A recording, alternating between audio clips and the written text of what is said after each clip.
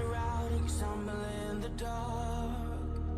You kept pushing on, but then you went too far. When your ship has sailed and all your dreams are lost, everything is wrong, you feel like it's your fault. Just remember, I will be there for you, baby. Remember, there's nothing out there to get you, don't forget it. When life feels lemons, just call me. Just call me. Just call me.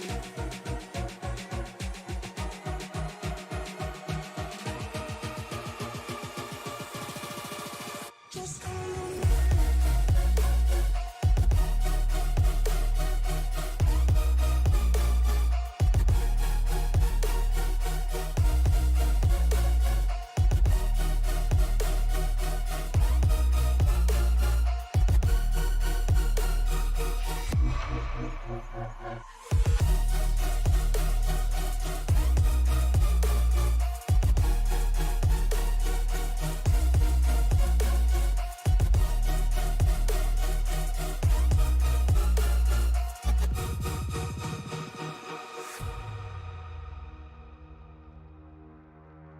You're stronger now than you ever been.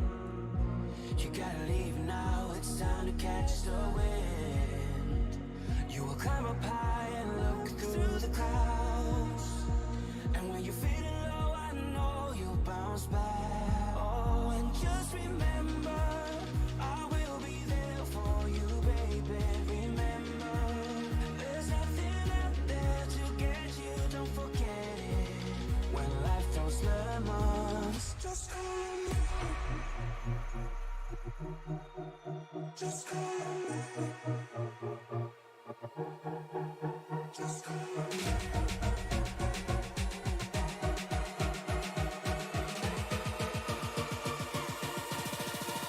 Just call me.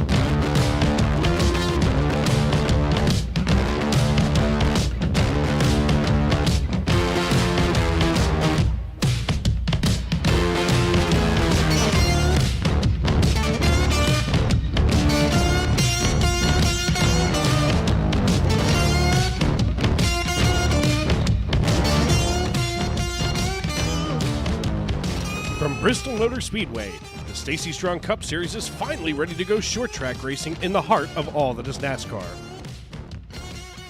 Good evening, everyone, and welcome to Bristol, Tennessee, a town that spans across 2 states and decades of racing history in the Cup Series.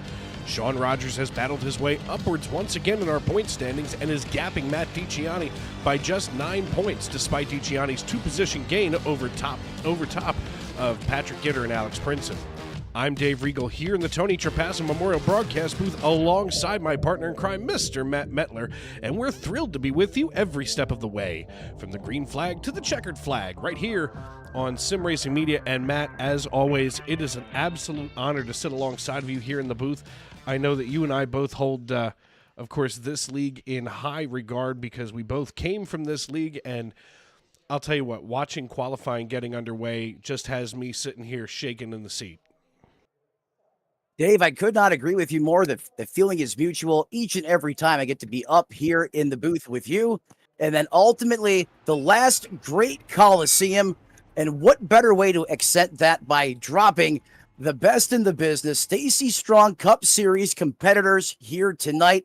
I am fired up and ready to rock and roll, brother.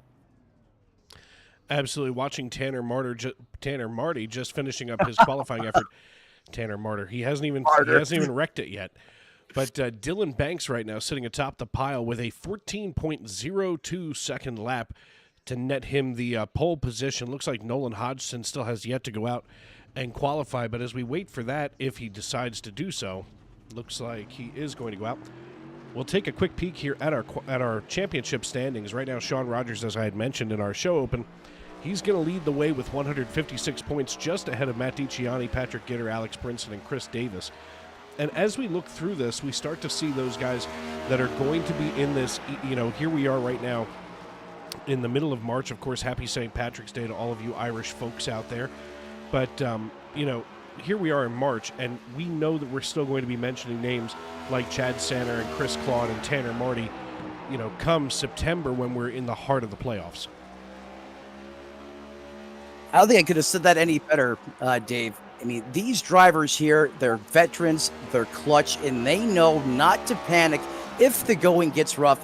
And they have one thing that you need to have if you're going to be successful, especially in this series, and that is consistency and a way to fight to stay alive. And no one probably does that better than those two guys, especially Chris Claude. How many times has he had adversity early on in the race? You think he's done, but yet at the end, there he is every time just about inside the top 10.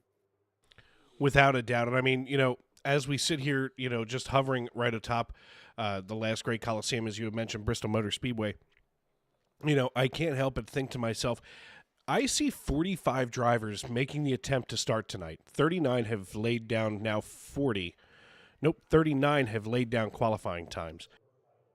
That is impressive considering that, this is the first short track of the season, and this league prides itself on making sure that these fields are full.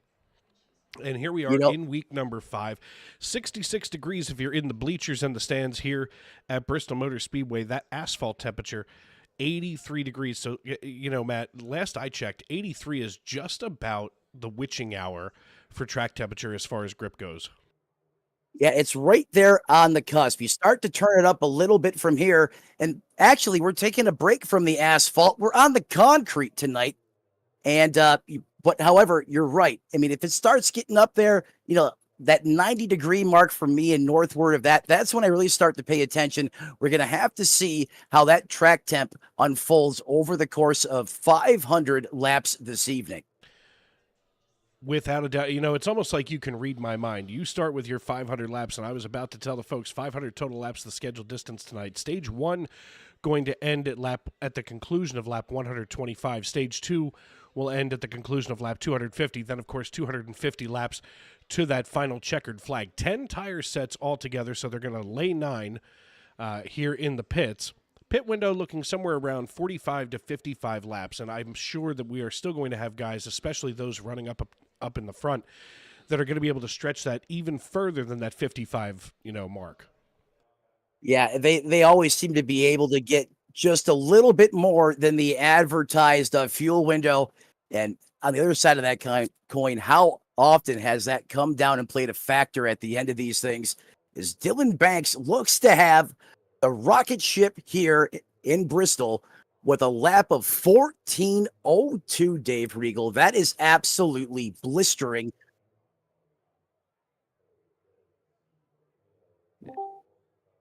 And Matt, speaking of Dylan Banks, I believe that you do have him with you right now, our pole sitter in the Tony Trapasso Memorial Broadcast booth.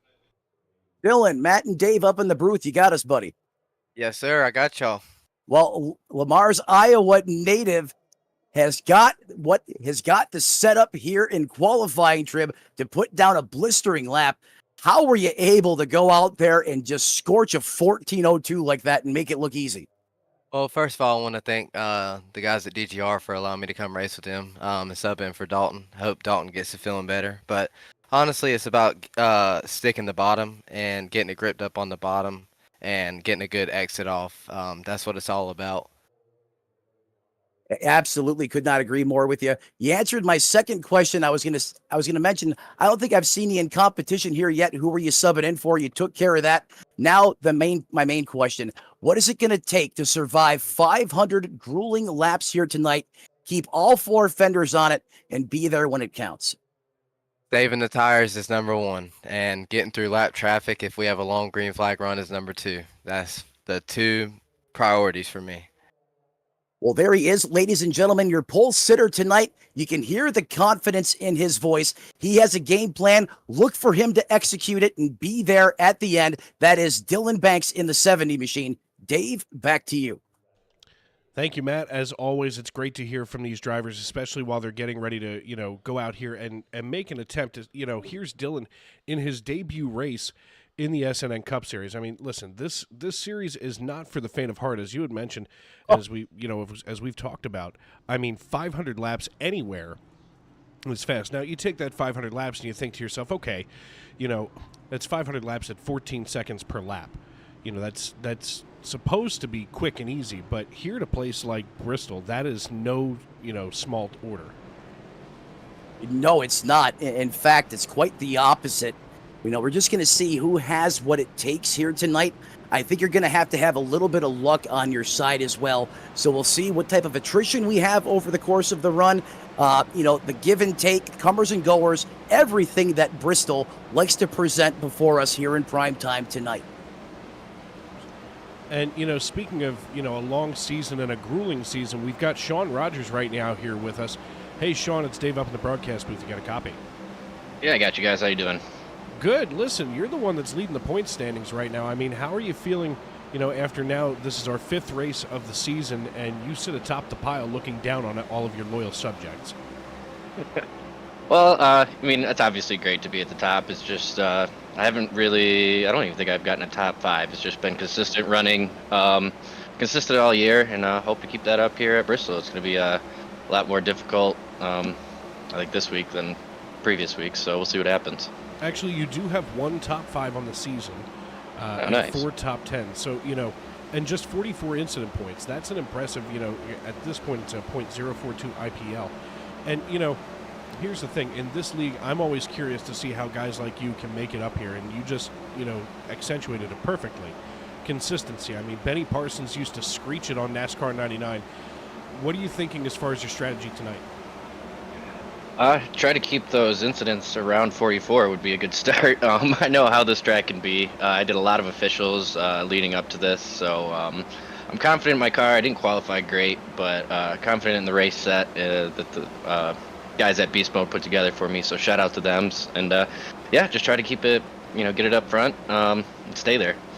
Yeah, I mean, you bring up your qualifying effort tonight, and I mean, right now, you're sitting in 18th. I mean, that may be good enough right now just to stay out of the line of fire. I mean, that you're literally right in the middle of everything, but you're going to see a lot of aggression in front of you, a lot behind you, and I think you're going to be, of course, here I am jinxing the hell out of you, nice and easy right here in the middle.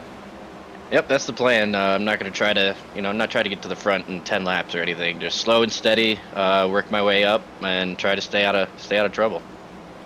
All right, brother. Well, listen, congratulations on leading those points, and we will maybe see you on the other side tonight. Yeah, hope I get to talk to you at the end of this race as a winner. Absolutely. Back to you, Matt. Thanks, Dave Regal. We appreciate that interview there with Sean Rockin' Rogers, of course, of Beast Mode Performance. Look for him again to be a contender here tonight. Hey, when you got Kenny Capola, Mr. Excitement at the helm, great setup builder over at Team Watson Racing, and one heck of a wheelman. I expect to see good things out of that driver, just like last week here tonight. Yes, sir. And as I just mentioned, let's take a quick peek here at our qualifying results as the drivers are out warming up here on the asphalt. Dylan Banks going to be our pole sitter. He'll be joined on the front row by Neil Pearson. We see names like Chris Davis back in 9th, Bobby Anderson in 8th. Sean Kelly and Ron Fitting going to be in 13th and 14th tonight, with Jeff Carson buried way back in 16th. Now, here's where we start to kind of look a little bit a little bit, more into our crystal ball, so to speak, I expect to see names like Philadelphia, Pennsylvania's very own Joe Stafford climb way higher than the 25th position where he qualified. That's a patient race car driver. And, as we had mentioned, many times over, in history, this racetrack, it will either chew you up and spit you out, or you wind up in victory lane. And this is a racetrack where you wind up needing a lot of patience. Yeah, patience is a virtue. It's going to be a requirement here this evening. Don't get caught racing, racing the cars around you. Race the racetrack. Take what it gives you. You have to survive and be alive, as I said earlier. We know tires are going to be critical here tonight. A little lady luck on your side is going to go a long way as well. If we almost down with this warm-up session, Dave. I cannot believe all the haulers that showed up here tonight. This is absolutely incredible for a short track turnout. Yeah, they're all here, and they all heard that Sim Racing Media was going to be covering this tonight. Of course, we want to thank all of you for making us a part of your evening here on Sim Racing Media. Want to make sure that you turn on those bell notifications and subscribe to us, as we have right now, get this, Matt, 6 nights of racing here on YouTube.com. That's incredible, isn't it? And hey, it's prime season, and we're so fortunate here on SRM to have some of the greatest, most elite leagues out there within the iRacing spectrum. And of course, we can't do it without the support of everyone in the YouTube chat. We appreciate you showing up here tonight. Sound off. Let us know who you're pulling for, as that field now begins to set behind that iRacing.com pace car for 500 grueling laps tonight. And as we had mentioned, Dylan Banks, we're going to work through our starting lineup because we don't have a whole lot of time to do that tonight with just 1/2 mile to get around here. Dylan Banks going to sit atop the pile here on the pole position. He'll be joined on the front row by Neil Pearson. Matt Long and Paul Hill going to be featured in row number 2, while row 3 going to hold Patrick Gitter and Matt DiCiani out of Chicago in 5th and 6th. Row 4 is going to be Noah Hamilton and Bobby Anderson, while Chris Davis and Noah Hodgson going to be in row number 5. Row 6 going to feature Anthony Savignano and Kavaja Holt. Of course, Kavaja, a longtime veteran here in this league. He'll be joined by Sean Kelly and Ron Fitting just behind him. Ethan Eckert and Randy Belk going to be in row number 7, while row number 8 going to be Sean Rogers, our points leader, and Derek Heitman. Tyler Sexton and Randall Watkins going to be in row number 9, while Michael Witt and Eric Papineau going to be in 20th and 21st. Mark Johnston and Joe Stafford from Philadelphia, Pennsylvania, going to be here in row number 11, while row 12 going to be Seba Cornez and Chris Custer.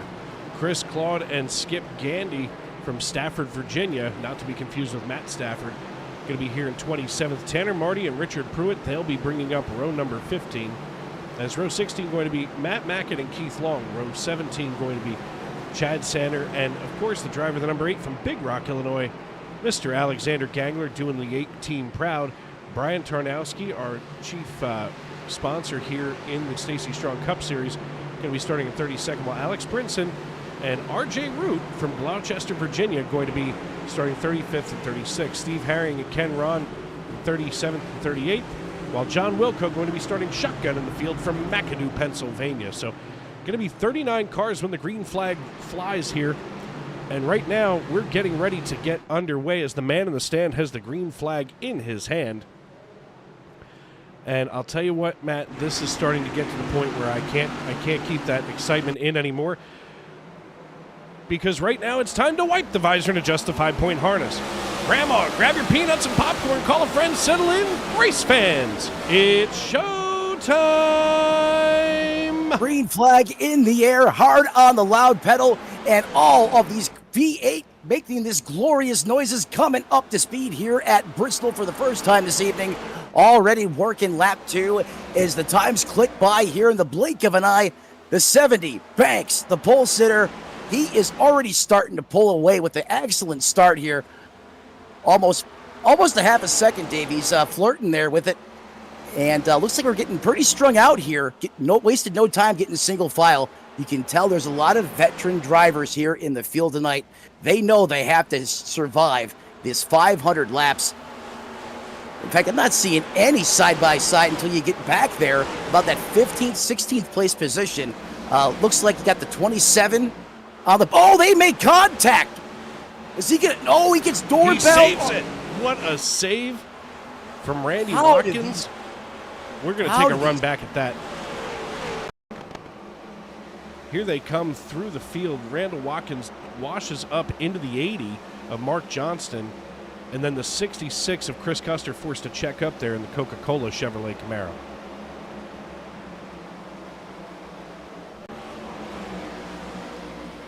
But right now, atop the pile, this line, all single file, it's more strung out than the line at a methadone clinic, as they have gotten themselves single filed. Right now, taking a peek here at the 50 of Randy Belk. He's going to look to the inside now of the 35. That's Tyler Sexton on his high side. Randy Belk starting to look here and see if he can maybe wedge his way underneath Sexton, nearly making contact, but that train driver there able to keep it off that left rear fender of the 35. Dave, you broke me there already. One of the famous lines our late great friend Tony Trapasso used to say, and I was not ready for it. But how about this action? You know, we heard from Sean Rogers there in the 44 machine. He is wasting no time getting down to work as he is strapped in, already up 6 positions, getting ready to crack the top 10 already. Beast mode performance coming to the front. Absolutely. Taking a look at Kavaja Holt now, he's starting to chase down Nolan Hodgson into 12. And as Kavaja works the high side, he's found some speed up there and some momentum. He's going to pass Nolan Hodgson here going into 3 and 4 as they are just atop. Oh, so close. So close. As they cross the start-finish line here on lap number 12. Kavaja Holt just ran beneath Sean Rogers here, who laid down fastest lap of the race at 14.37 seconds. Yeah, beast mode performance doing beast mode things already. That car is ripping.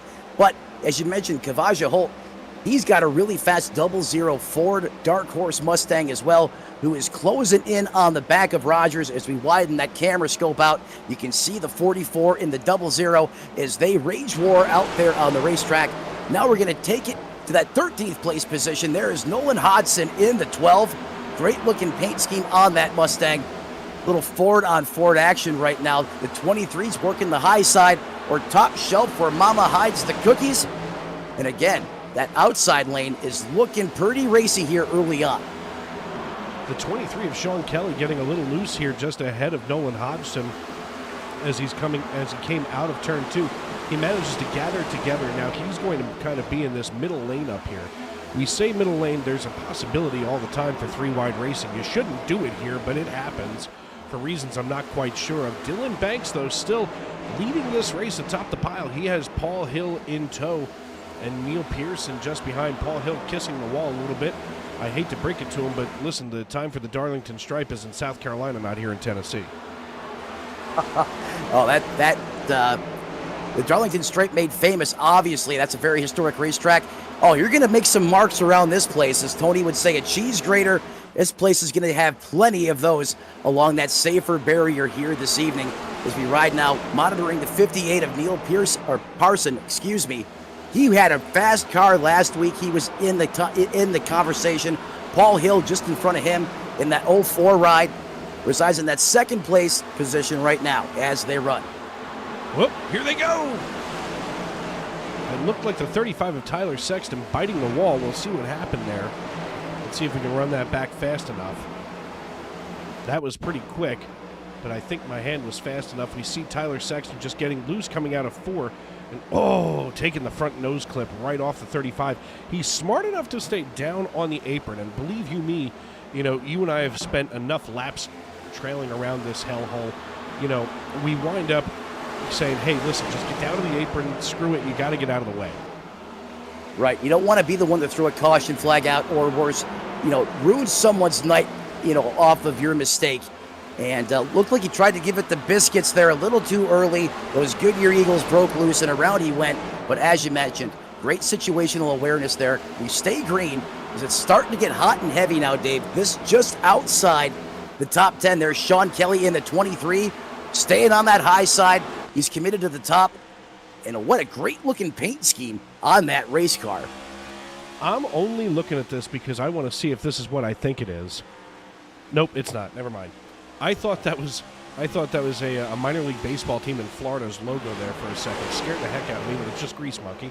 Nothing to be worried about, folks. No baseball here tonight, I promise. Never mind. I'll get to it later. But, I'll tell you what, Matt. The week that I spent off, my heart was here on the racetrack with you guys. I'm appreciative for everybody who covered for me in all of my shows last week. I want to thank each and every one of you guys who picked up the slack. I know I'm a big dude, so it leaves a pretty big hole. Well, you're right. You're definitely an asset, one of the key players, critical to this league, if you ask me. And Liam did a phenomenal job filling in for you. Right here, I was alongside him. We had a great time. YouTube chat had a great turnout. And then Monday night with SCL, I worked with him again. So more than happy to hold the fort down for you while you got some much-needed vacation time. Yeah, I was actually closer to you than I was to Liam, that's for sure, as I was down there in the Sunshine State, enjoying all of the spring training baseball. And, I'll tell you what, I can't get enough of that stuff because it's like a relaxed atmosphere. It's not like this, what we have going on the track tonight. I mean, right now we're taking a look at, Nolan Hodgson here in the 12. You can see just how much he's bouncing up there. Let's see if we can ride along with him in the gyro cam. Because, this is not spring training baseball. He is holding on to this for dear life because it looks like he's fighting a little bit of a loose condition as he goes down here against the apron. And you can see he's almost got to turn right to bring the car back left. Yeah, it almost looks like he's driving a Gen 4 car out there, the way that car is wanting to rotate from the rear with those rear tires. But, on the other side of the coin, some of these drivers like that loose feeling. This track is known to tighten up over the course of the run, so perhaps you gotta give up a little bit in the beginning to be fast at the end. I think Hodgson will be just fine, but right now, he's fighting, as you mentioned, a loose race car. Caution on the racetrack as we're on board. Going to jump back out wide. Oh, Dave, carnage. Looks like Skip Gandy and Richard Pruitt were involved. We're going to take a quick peek here and see what happened. Watching from Richard Pruitt here in the 24. And, it was the 68 getting just a little loose. That was Skip Gandy. We'll see if we can't peek at this from his perspective. We see Skip Gandy just over top of Brian Tarnowski. They go 3 wide. He gets a little flinchy, if you will, and just washes up into Keith Long. We're going to take one more look from the nose of that machine because, hey, that's not how you want to start your race. No, and that was just an unfortunate racing deal. If you look at how those cars were strategically placed that were involved, I don't think that was deliberate. I think that was a Bristol racing deal. It's just unfortunate because that was a 1-2-3 whack-a-mole situation.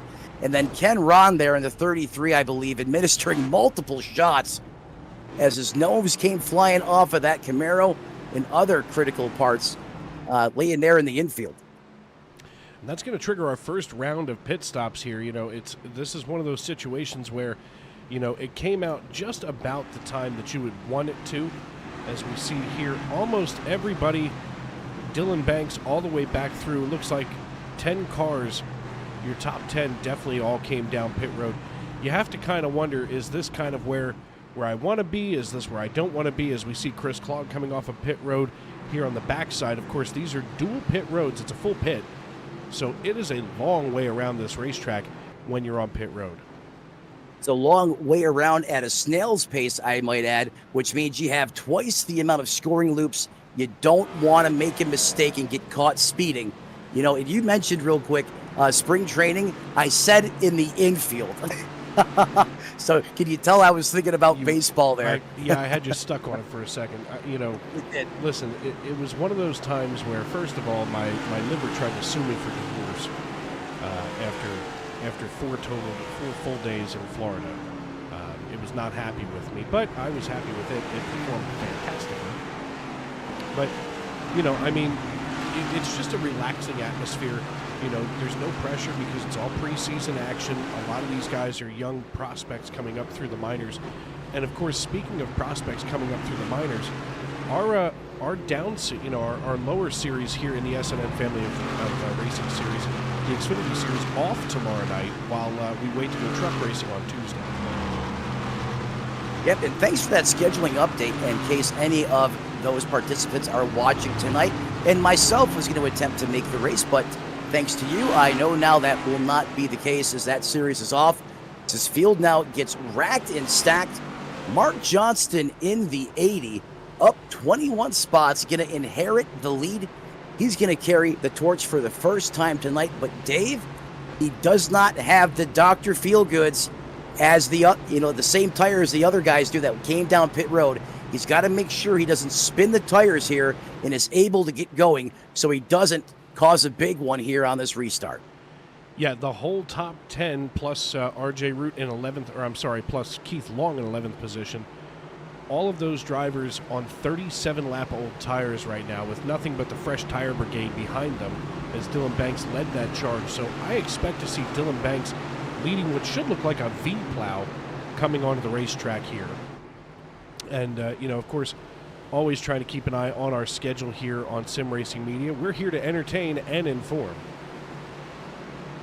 That was entertaining and informative, as hopefully we don't see that V-plow that Regal referenced lights out on the pace car. The calm before the storm as we wait the green flag here at the last Great Coliseum. Pace car going to pull off. Getting ready to rock and roll here one more time.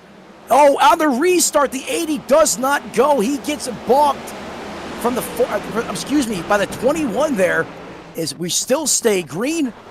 Oh, look how loose the 80 of Johnston is, Dave. He cannot be happy with that restart as we're going to bunch back up and do it all over again here under caution on lap number 40. I can't believe we've already got 40 laps in the books out of 500. This is something impressive to watch no matter how you're, going around this piece. Yeah, I mean, the lap times these guys are putting up is absolutely, pardon my language here, it's stupid how fast they're running. So even with these cautions, you're right, 40 laps is like, when did they run those 40 laps? Looks like we're going to wave that restart off. Race control didn't like something. Not sure if the 80 is going to retain his original starting spot there, or if they're just going to re-rack him, restack him, and let him try it again. Well, here's the thing. When race control makes a determination like that, the first thing that you have to think about is that is the most thankless job in all that is, iRacing, to be race control. Because, you can either ruin someone's race or bring somebody, from the back all the way to the front by accident. So I'm sure that they didn't make that determination lightly. And it looks like Chris Claude going to get to pass the field all over again. So this may be an interesting situation as Chris is going to be here on top, and I don't see him pulling down to the apron.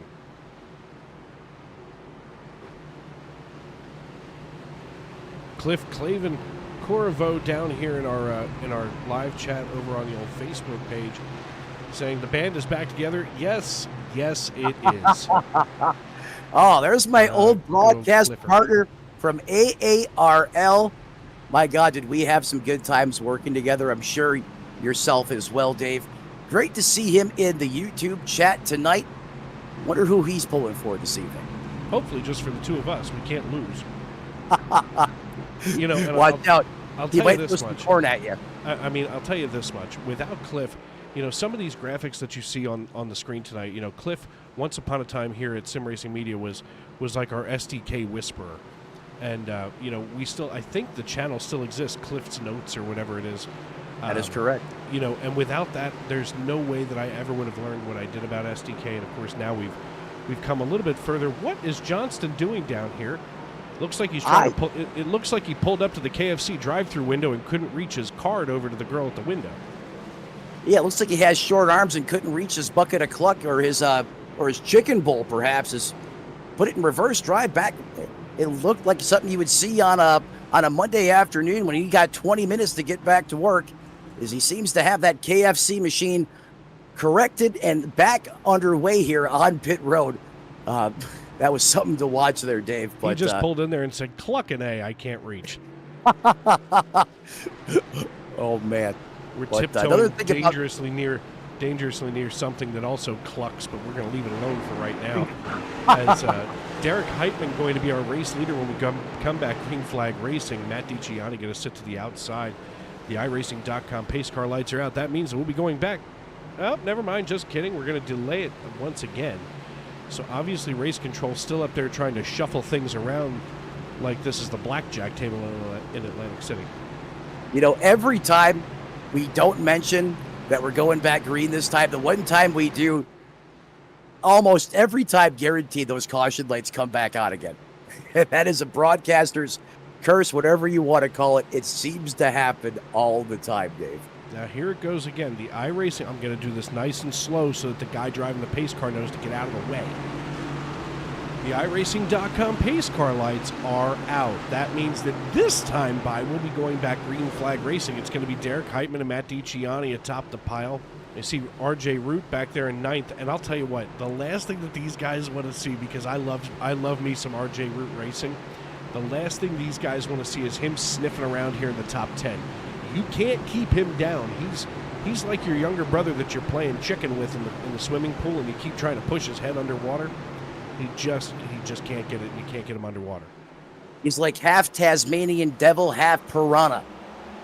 Green flag back into the air once again. You're right. Everyone's alarm is going off as the 76 there just, well, stays out of the racing groove. We are back green flag action once again. Matt DiCiani out front in that 14 machine. First time he's carried the torch tonight, up 5 spots from where he started. And back to business last time by a 15.30 for that 14 machine. That ZL1 Camaro is hooked up into that racetrack right now.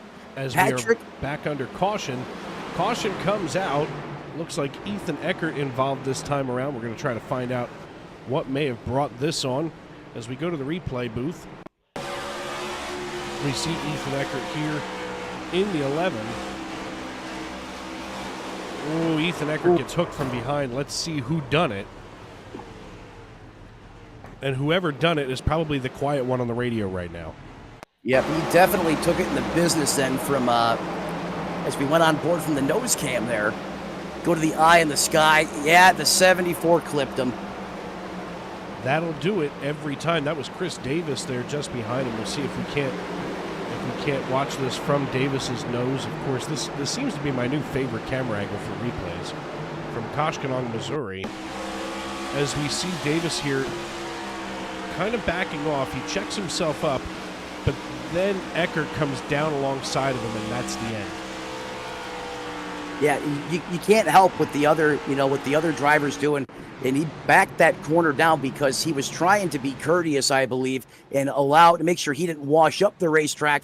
And the opposite happens. He comes down, and similar end result. Very fortunate that more cars weren't collected in that incident, because 9 times out of 10, if that happens, especially after a restart, you're going to have multiple cars involved. Is that iRacing.com pace car once again reigns supreme at the front of the field here from Bristol, Tennessee.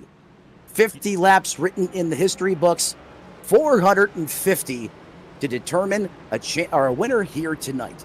Yeah, at this point, I'm starting to wonder if the pace car has more laps led than anybody else right now on the track. That's something usually Cliff would know. So if he's still in the chat, perhaps he can give us his insight. And since we're talking about him, one thing he does not get enough credit for, the man is a mastermind with cameras. The things he can do, they're just outstanding. Want to thank him for everything I learned from him during our time working together. As Matt DiCiani here, once that Camaro got a taste of that clean air out in front, that's where that 14 machine has stayed. Gitter's getting good right behind him there, up 3 spots in that second place position. And Dave, look who is in third, up 23 positions. Seba Cornez in that 59, having himself a great run here early. Yeah, Seba Cornez is a longtime veteran, here in this league, and we have a lot of those guys out on the track. I mean, Seba has been here pretty much every season that I can remember, and I've been here since 2021, and that was when I was back in my racing days. And, Seba, over the years, has really developed into an incredible racer. I know he's going to capture a checkered flag one of these days and really get dominant, as we've seen his discipline level just increase like crazy over the last, at least for my money, the last 3 years. So I'm always excited to see Seba out here on the racetrack. And of course, as you had mentioned, up 23 spots. The biggest mover right now is Alex Princeton from Lake Elmo, Minnesota. He's got the Selkirk number 19 Chevrolet Camaro all the way up here into 4th, up 34 positions. Yeah, not 4, not 14, not 24, 34 positions. How do these guys do it? I will never know. If I tried to do that, my car would look like it was shot by a nuclear weapon, just fragments of it laying spread across the racetrack. His car unscathed, like it's barely seen any track time. As we get ready to rock and roll here one more time from Thunder Valley. Last great Coliseum here in the heart of Tennessee. In prime time tonight, Stacy Strong Cup Series action coming to you once again live here on SRM. What do you think the pace car is going to do this time, Dave? Light's going to stay out, or are they going to go back on? No, I think this time, there he is, making the hard left turn down pit road.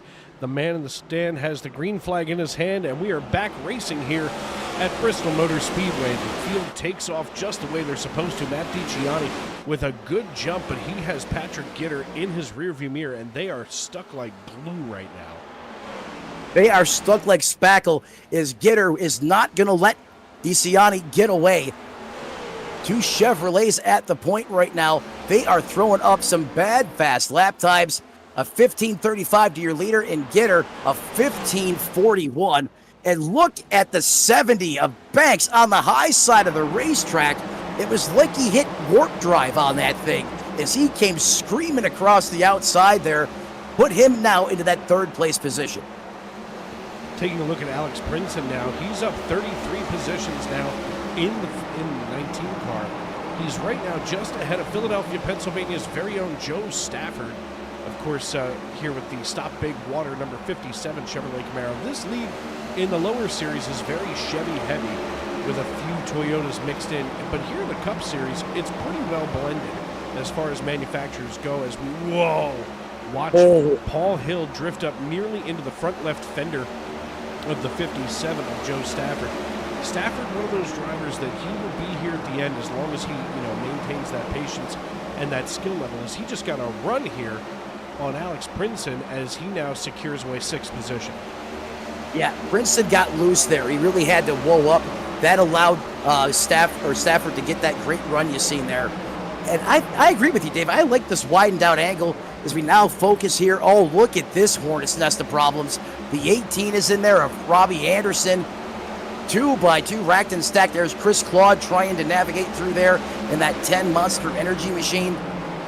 That's right where you really got to be careful. Oh, I thought the 50 was going to get into the 71 there. The 10 nearly got 3 wide. The 71 right now of Keith Long seems to be the thorn in everyone's side in the middle of this mess as he tries to hold his position, but for whatever reason, it seems like it almost looks like he's trying to side draft for some reason. We're at Bristol, pal. That's not happening. I think he may have a problem with the race car right now. Yeah, perhaps he can't keep it on the racing surface without killing someone. That's a problem. Well, that's not what you want to do here, at least not in the Stacy Strong Cup Series. And you're right. I don't think he needs to be doing that. I think he's just troubleshooting, doesn't realize he's off the wall more than what he thinks he is. But we're green. Now through 65 laps of competition, Alex Princeton in that 19 machine in that 10th place position now. I'm curious if how he hurt those Goodyear Eagles at all with this crazy run to the front. 2x2 action. There's the 44 right in front of him. Watching Kavaja Holt. Go ahead. No, I was going to say, watching Kavaja Holt here underneath Alex Princeton. Princeton's getting loose. The front end is trying to snap out from underneath him. So right now he's probably battling an extremely loose race car, coming out of 2. We're going to see it one more time here, I believe, as he's going to come out of 2. It looks like the front end is just floating on him as he tries to hold his ground over top of Neil Pearson. But right now, Alex Princeton starting to shrink backwards. He was up 34, and now he's only up 25, running in 13th position. Yeah, he's going the wrong way. Perhaps he over-abused those Dr. Feel-Goods. Now they're Feel-Bads. As you're right, the front looks like it's a snowplow, and the car is wanting to rotate from the rear, which is never a good thing. I assure you, he has his hands full right now in the 19, who is screaming for a caution. Any opportunity to come down pit road and make an adjustment to that ZL1 Camaro. Yeah, you don't want to come down pit road here under green because you're going to lose 5 laps easily at a place like this, as we're ripping laps off right now at 14.8 seconds apiece. We're working lap number 70 of 500 on our way to 125 for the end of stage number 1. And speaking of the devil, there it is, the 4th caution of the evening. That should get Alex Princeton the ability to come down pit road. Actually, Alex Princeton, one of the drivers that had not come down in that first cycle, so he also may be battling some bulb tires, if you will. Oh, my. That means he had 71 laps. Oh, someone's facing the wrong way there. Hey, you can't park there. Now, that's Brian Tarnowski, and I don't think the car's supposed to face that way. I don't want to tell him what to do. Brian and I have known each other for a very long time, and I feel like he'd be okay if I told him he can't look that way. As we're going to take a look back and see what might have happened here with Brian. We see him following the 17 of Eric Papineau. The 66, he got sandwiched. Papineau pops him and turns it into a Hero submarine, and then he gets clobbered by the 89 of Herring. There were so many Floridian words in that. Folks, if I have to translate, let me know in the live chat. That's Papineau, not Pompano. That's Pompano Beach is on the east coast of Florida. Okay, well, a Hero sub is really a hoagie for those of us that are from southeastern Pennsylvania. I'll be running a master's class in how to understand, Floridian language later. Would you like me to flip it back over to Buffalo, New York for you? Is that better for the Pennsylvania native? No, that's horrific. Okay. Those people have their own thing up there. How about Hazleton, Pennsylvania? Now, that's different there, Bot. Now, Hazleton is a totally different line. Speaking of Hazleton, let's see if we can find where the 62 is. There he is, John Wilco coming down pit road. Nope, there he is, John Wilco. He's about the closest driver to Hazleton, Pennsylvania. He's from McAdoo, Pennsylvania. And I'll tell you what, he is representing the 570 right now. That's the area code up there with absolute pizzazz. As always, John Wilco, longtime member of the SNN Cup Series. And Dave, probably one of his greatest strengths, the long run in this, every time, you watch him up here in the booth, you can always count on John Wilco to gain positions the longer these races stay green. Want to thank him for being a part of the series, and always a pleasure to watch him go out there and do his thing every Sunday night. Yeah, it's funny, of all the places in Pennsylvania you could be from and race in this league, it happens to be McAdoo, Pennsylvania. It's a town that's about 6 blocks long. Oddly enough, I know the fire chief and his brother and the rest of their family that happens to run the whole town up there. And, here, of course, is John Wilco just randomly popping in, and I saw McAdoo and nearly fell out of my chair the first time I saw him. Hey, they knew you were going to be up in the booth, so they wanted to, represent for the state of Pennsylvania.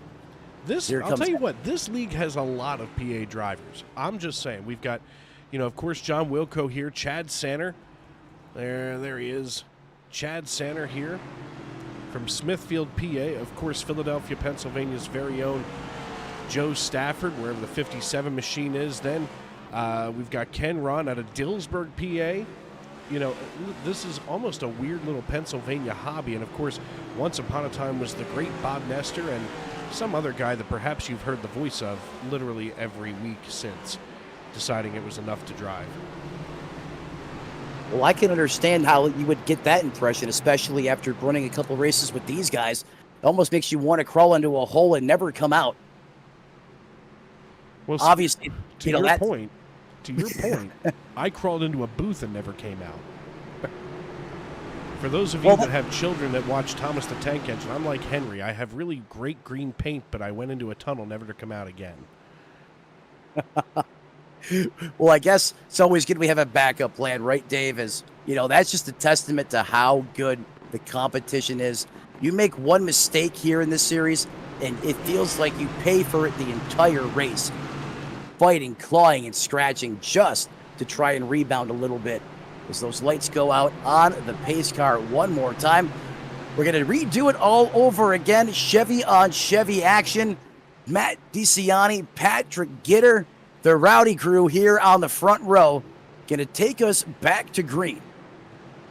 As we hover above in the Goodyear blimp here, the iRacing.com pace car leads us through turns 3 and 4, makes the hard left turn down pit road.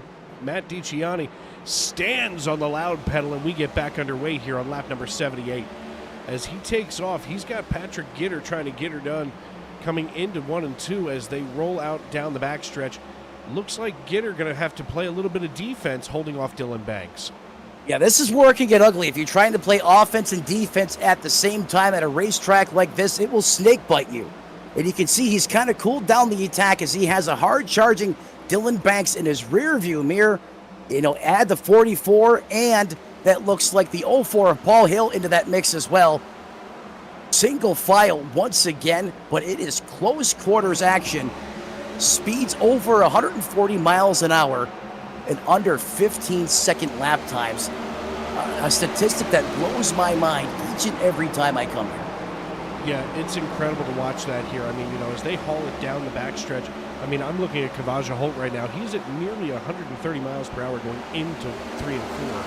And as he rolls out, he's already standing on the throttle at almost the same by the time he hits the exit. I mean, there is a lot of horsepower in these cars. There is a lot of bad things that can happen if you don't do it right. But, you know, we're going to ride along right now with Kavaja here in the gyro cam, and we're going to see the way that he's got to hold this thing together in traffic, because he is in a position right now where one person farts the wrong way and it's all over.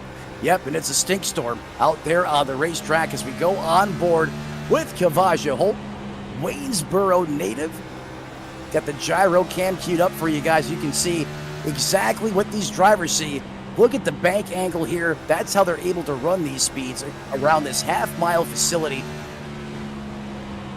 You know, and you look at the total, you know, lap number at 500, and you think, oh my God, this is going to take forever. Sure, at a place like Talladega, it'd take 3 days. But here, we're already ticking off lap number 86 as we work our way toward the end of stage number 1. And with that in mind, we're going to step aside and pay some bills here on Sim Racing Media. I'm Dave Regal. He's Matt Metler. This is the Tony Trapasso Memorial Broadcast Booth, and you're watching the Stacy Strong Sunday Night NASCAR Cup Series.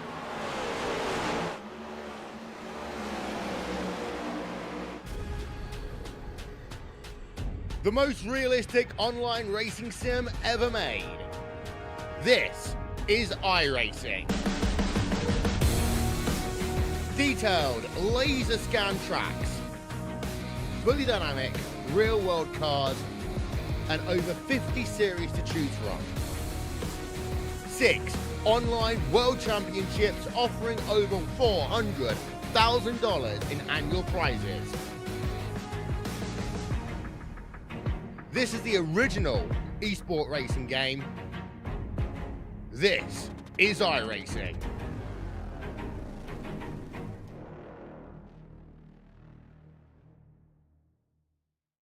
My name is Leon Kyles. I'm a prostate cancer survivor. I have 2 adult children, 134, 125, and a wife. And I'm glad to be here today.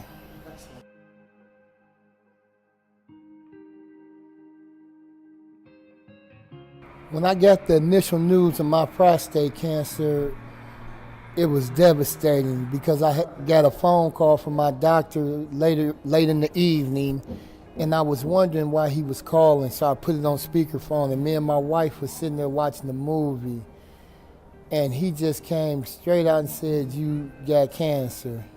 You know, the first thing that went through my mind was, man, am I gonna make it? So I had a lot of different thoughts going through my mind. You know, I didn't know if I was gonna be able to survive. You know, what was going to happen with my wife, my kids. And, you know, I felt hurt, a lot of pain.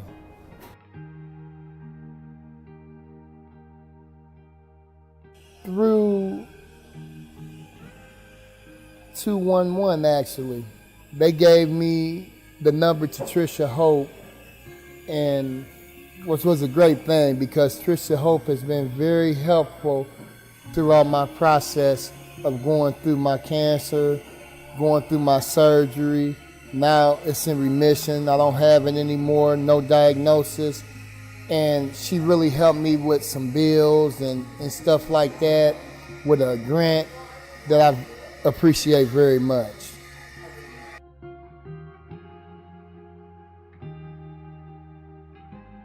She helped me out, also gave me some referrals to some agencies that could help me out in my city in Anderson. We had at least, probably over the last few months, at least about 6 or 7 conversations where, she would always have an encouraging word to say, always, telling me to be thankful, and just live your life to the fullest, and them the things I've been doing.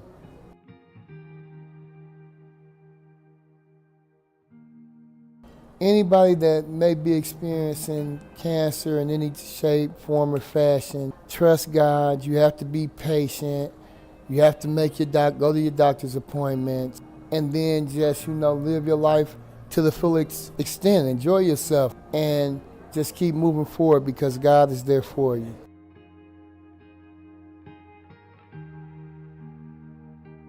This program is to help cancer patients, and the donations would be gratefully appreciated because they go through a lot of things and they have a lot of doctor's appointments, a lot of bills, things that they can't take care of anymore because of the job situation, leave of absences. Some people never go back to work.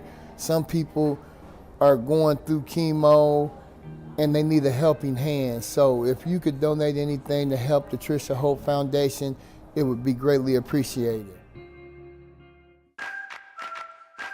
Preen Garden Weed Preventer and Preen Garden Weed Preventer Plus Plant Food block weeds before they start and are safe for use around over 400 flowers, vegetables, trees, and shrubs.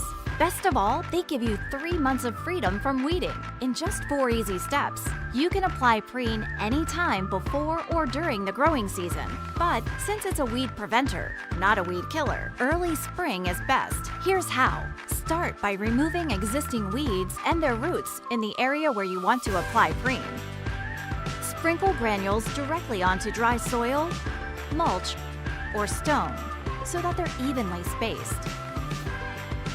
Within 24 hours of applying, integrate the granules into the top layer of soil or mulch or stone-covered bed.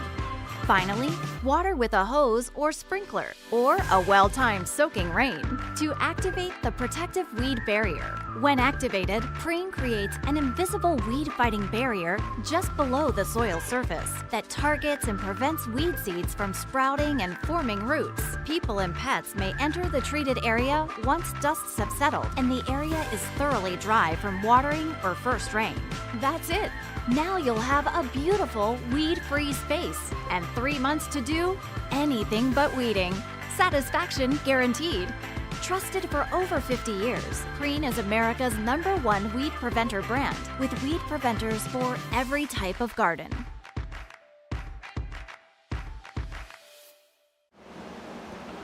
Welcome back to Bristol Motor Speedway, where the Stacy Strong Sunday Night NASCAR Cup Series is turning lap 111 here at the last great Coliseum. Dave Riegel and Matt Metler with you in the Tony Trapasso Memorial Broadcast booth.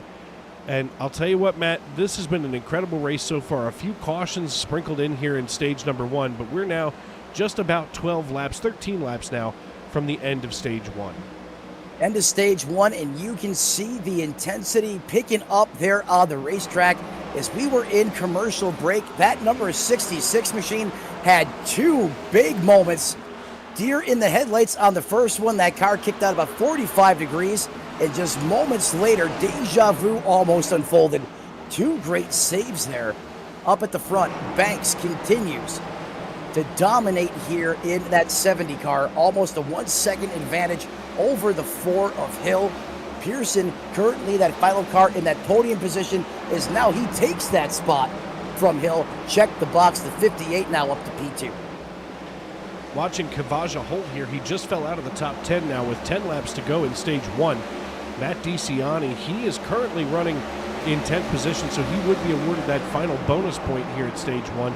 But you know what? Kavaja Holt just said, I'm not done yet. He said, I'm not dead yet. as he makes the run here at the end of the top 10. He's trying to suck up right to the rear now of Ethan Eckert, who's in the 40 car paint scheme, being scored as the 11th. So they are not done here at the end of stage 1. Wow, look at Eckert just shoving his way through. Looked like he had a steamroller and just put it to the floor and just knocked everybody out of the way. I'm still watching Kavaja Holt. He's looking for an opening here. He's trying to follow the 14 of Matt DiCianni around the lap car of Ken Ron out of Dillsburg, Pennsylvania. Kavaja now getting his way back into the top 10 as Patrick couldn't get her done, as now the 21 sits on the outside looking in with 6 to go here in stage 1. 6 to go. You mentioned Kavaja Holt looking for a hole. Is that guy took it on both ends there? As there was a massive checkup. And I was going to say he hit both sides.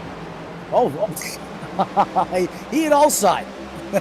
He got the back, the front, the side, everything. That just shoved Kavaja Holt. We were just watching Kavaja Holt in 11th position, all the way up now into 8th. Seba Cornez and Nolan Hodgson holding down the back end here at the top 10.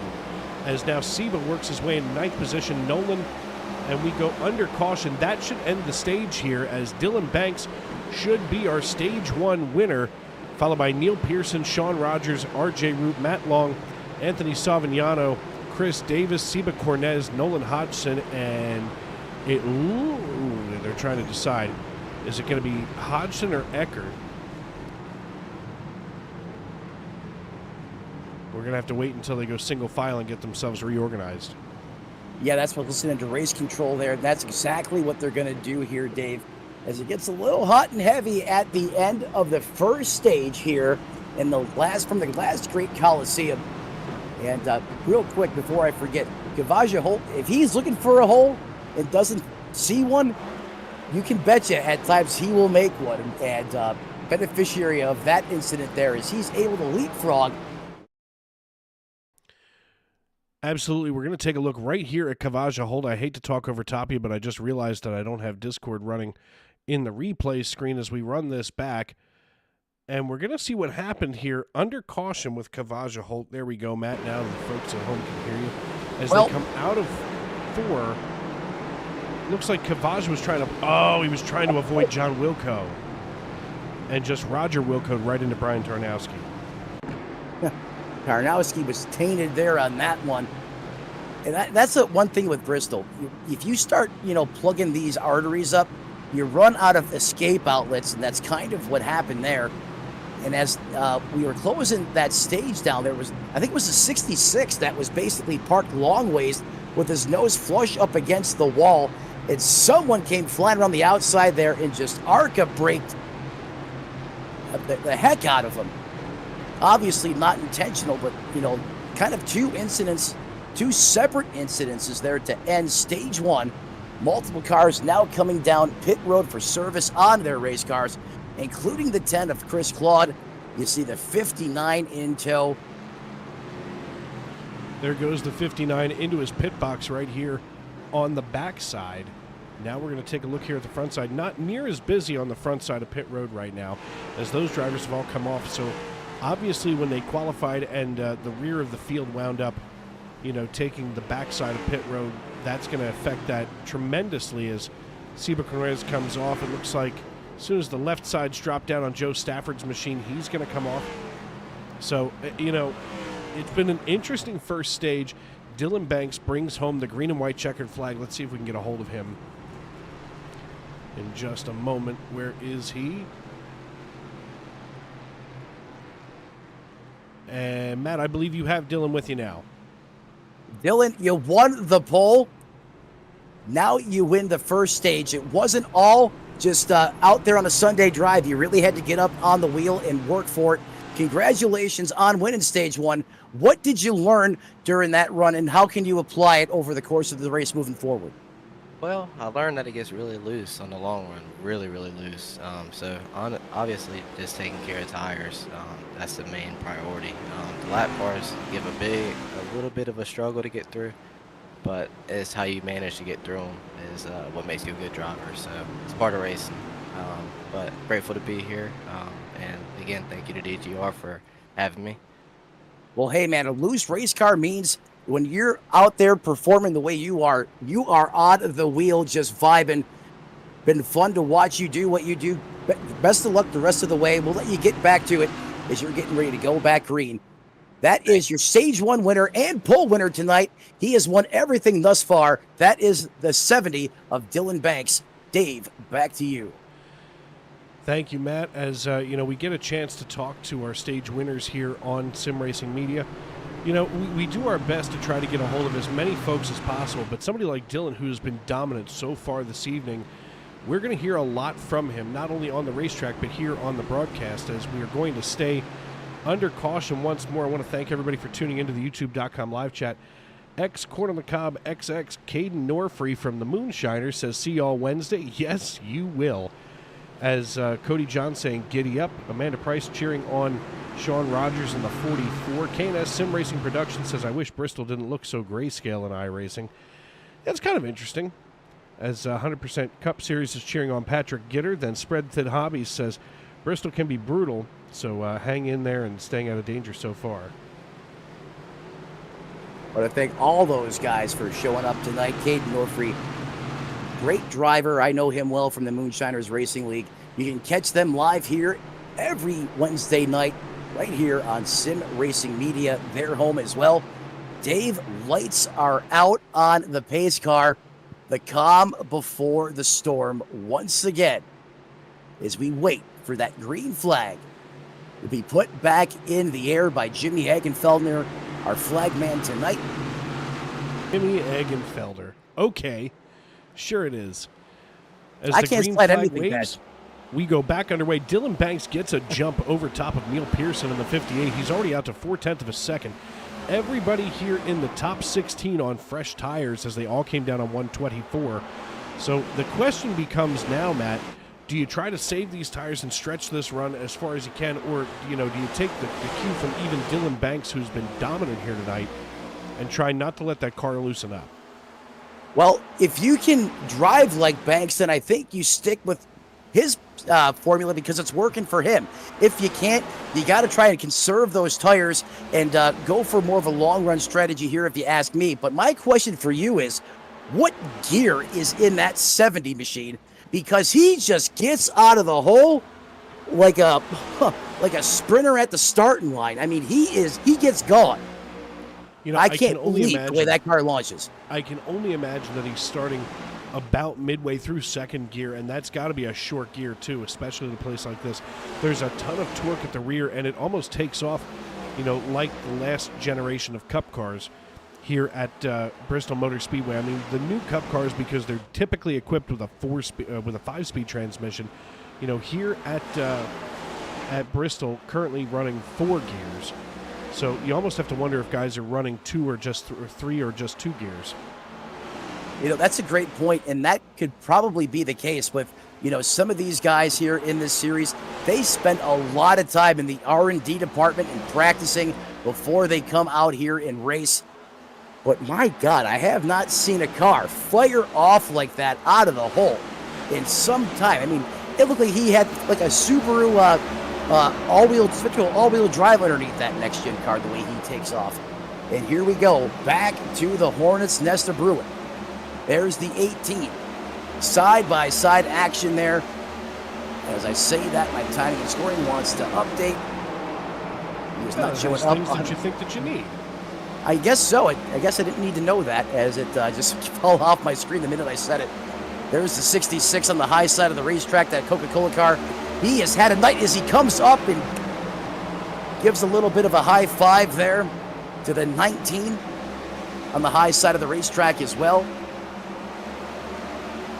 I see Joe Stafford here working just underneath the 66. Stafford in the 57 right here, that blue and white car on your screen. He's being pushed around right now by Sean Kelly. And Sean Kelly kind of, happy Thanksgiving. Happy Thanksgiving. Wow. I live at 1600 Pennsylvania Avenue. Happy St. Patrick's Day. Dodo bird. Sean Kelly. The president came out today and he said he wished everybody a happy 4th of July. You're kidding, right? No, yeah. Oh, I'm absolutely kidding. If it really happened, I still think that I'd be in traction at the hospital for laughing until I peed.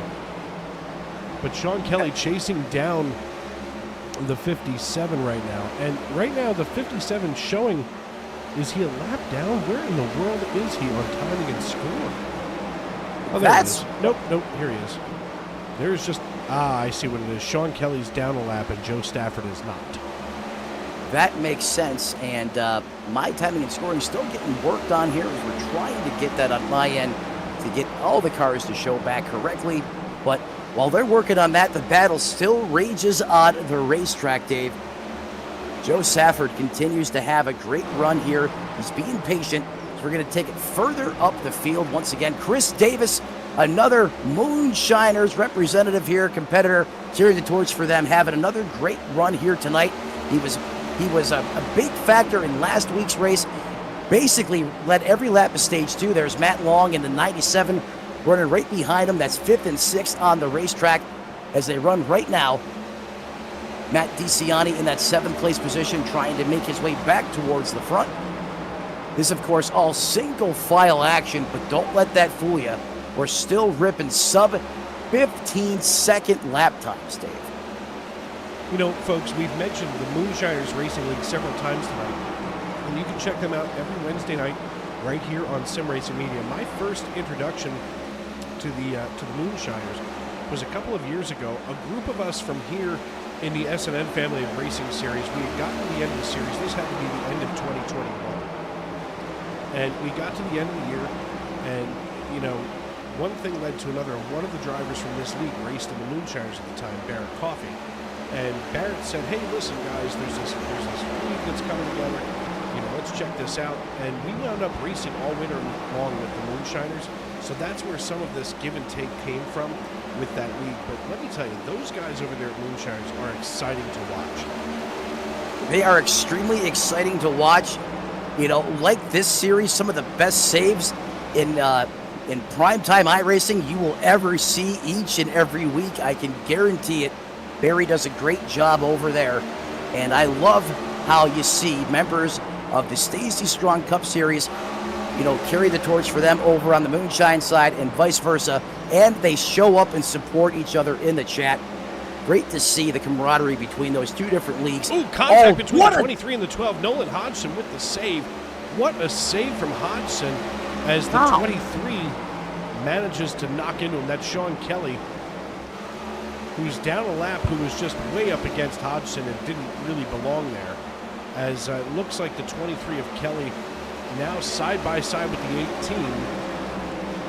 The 18 not showing up on timing and scoring, so I'm guessing that's somebody who doesn't belong in that paint scheme. I don't understand, Dave. I mean, he got his spot blown up point blank in broad daylight, and the car didn't even flinch. You know, and these cars, you know, on short tracks are like that. You know, they're built for short track racing like that. You know, where if we saw that at a mile and a half, or God forbid a super speedway, that would have been, you know, mayhem on, you know, on the half mile. But, you know, here we are on a short track, and these cars almost appear more durable when we go short track racing. Oh yeah, if that was a cookie cutter, that would have been definitely a don't stain your ride, use Tide moment of the race. But here at Bristol, it's like it never happened. If you can tell me where I can get one of these cars where it happens like that and not crashing and burning against the wall, if someone could put me in the right direction, I'd be greatly appreciative, because when I get in situations like that, Dave, it does not work that way for me 9 times out of 10.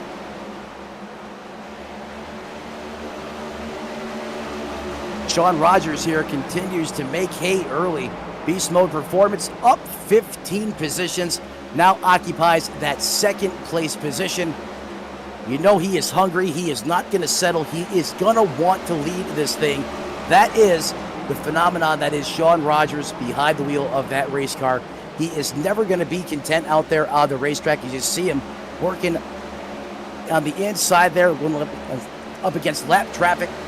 Going to give him some breathing room? No, he fires back on the outside. Still side by side. And I'll tell you what, Sean Rogers all night long has been out here battling it through. I mean, he's got Amanda Price in the live chat cheering him on. She is with him every week of the year. In fact, I can't remember a time in the live chat where I don't see her cheering him on. You know, you'd love to see that, and it means a lot to these drivers when you have family supporting him, rooting him on. And especially if, you have someone, that either your spouse or a girlfriend, whoever, just having that extra support, goes the extra mile. And I know Sean appreciates it, and I want to thank her for showing up each and every night and cheering him on in the YouTube live chat right here on SRM as he continues to run in that second place position, putting down in fact, he's the fastest car out there on the racetrack right now, Dave. Last time by a 14.92.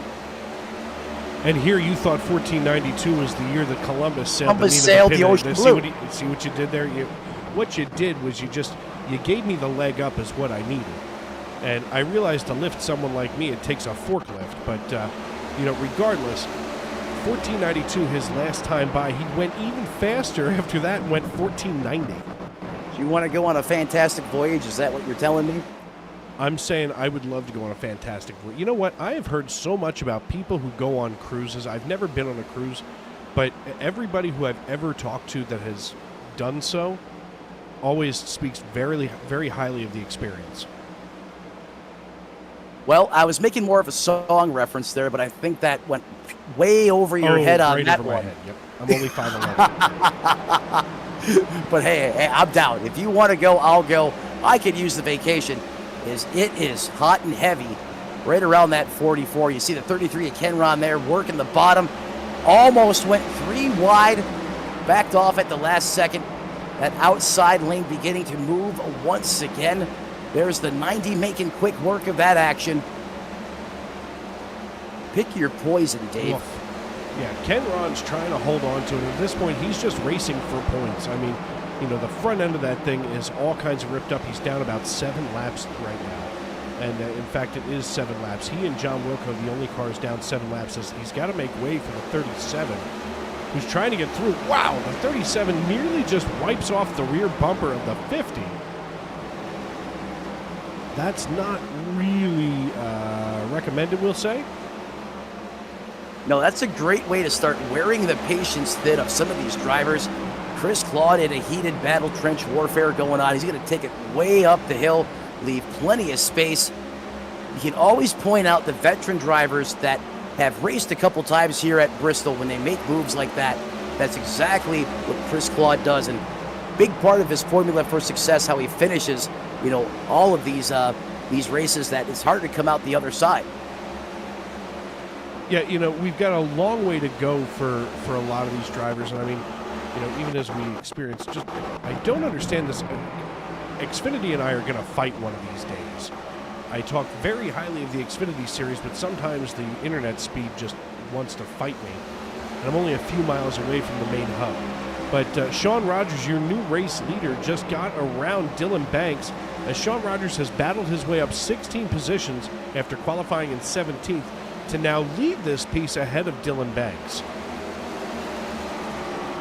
Leads it ahead of Dylan Banks. Rogers now to the point. You knew he was going to get there. It was just a matter of when.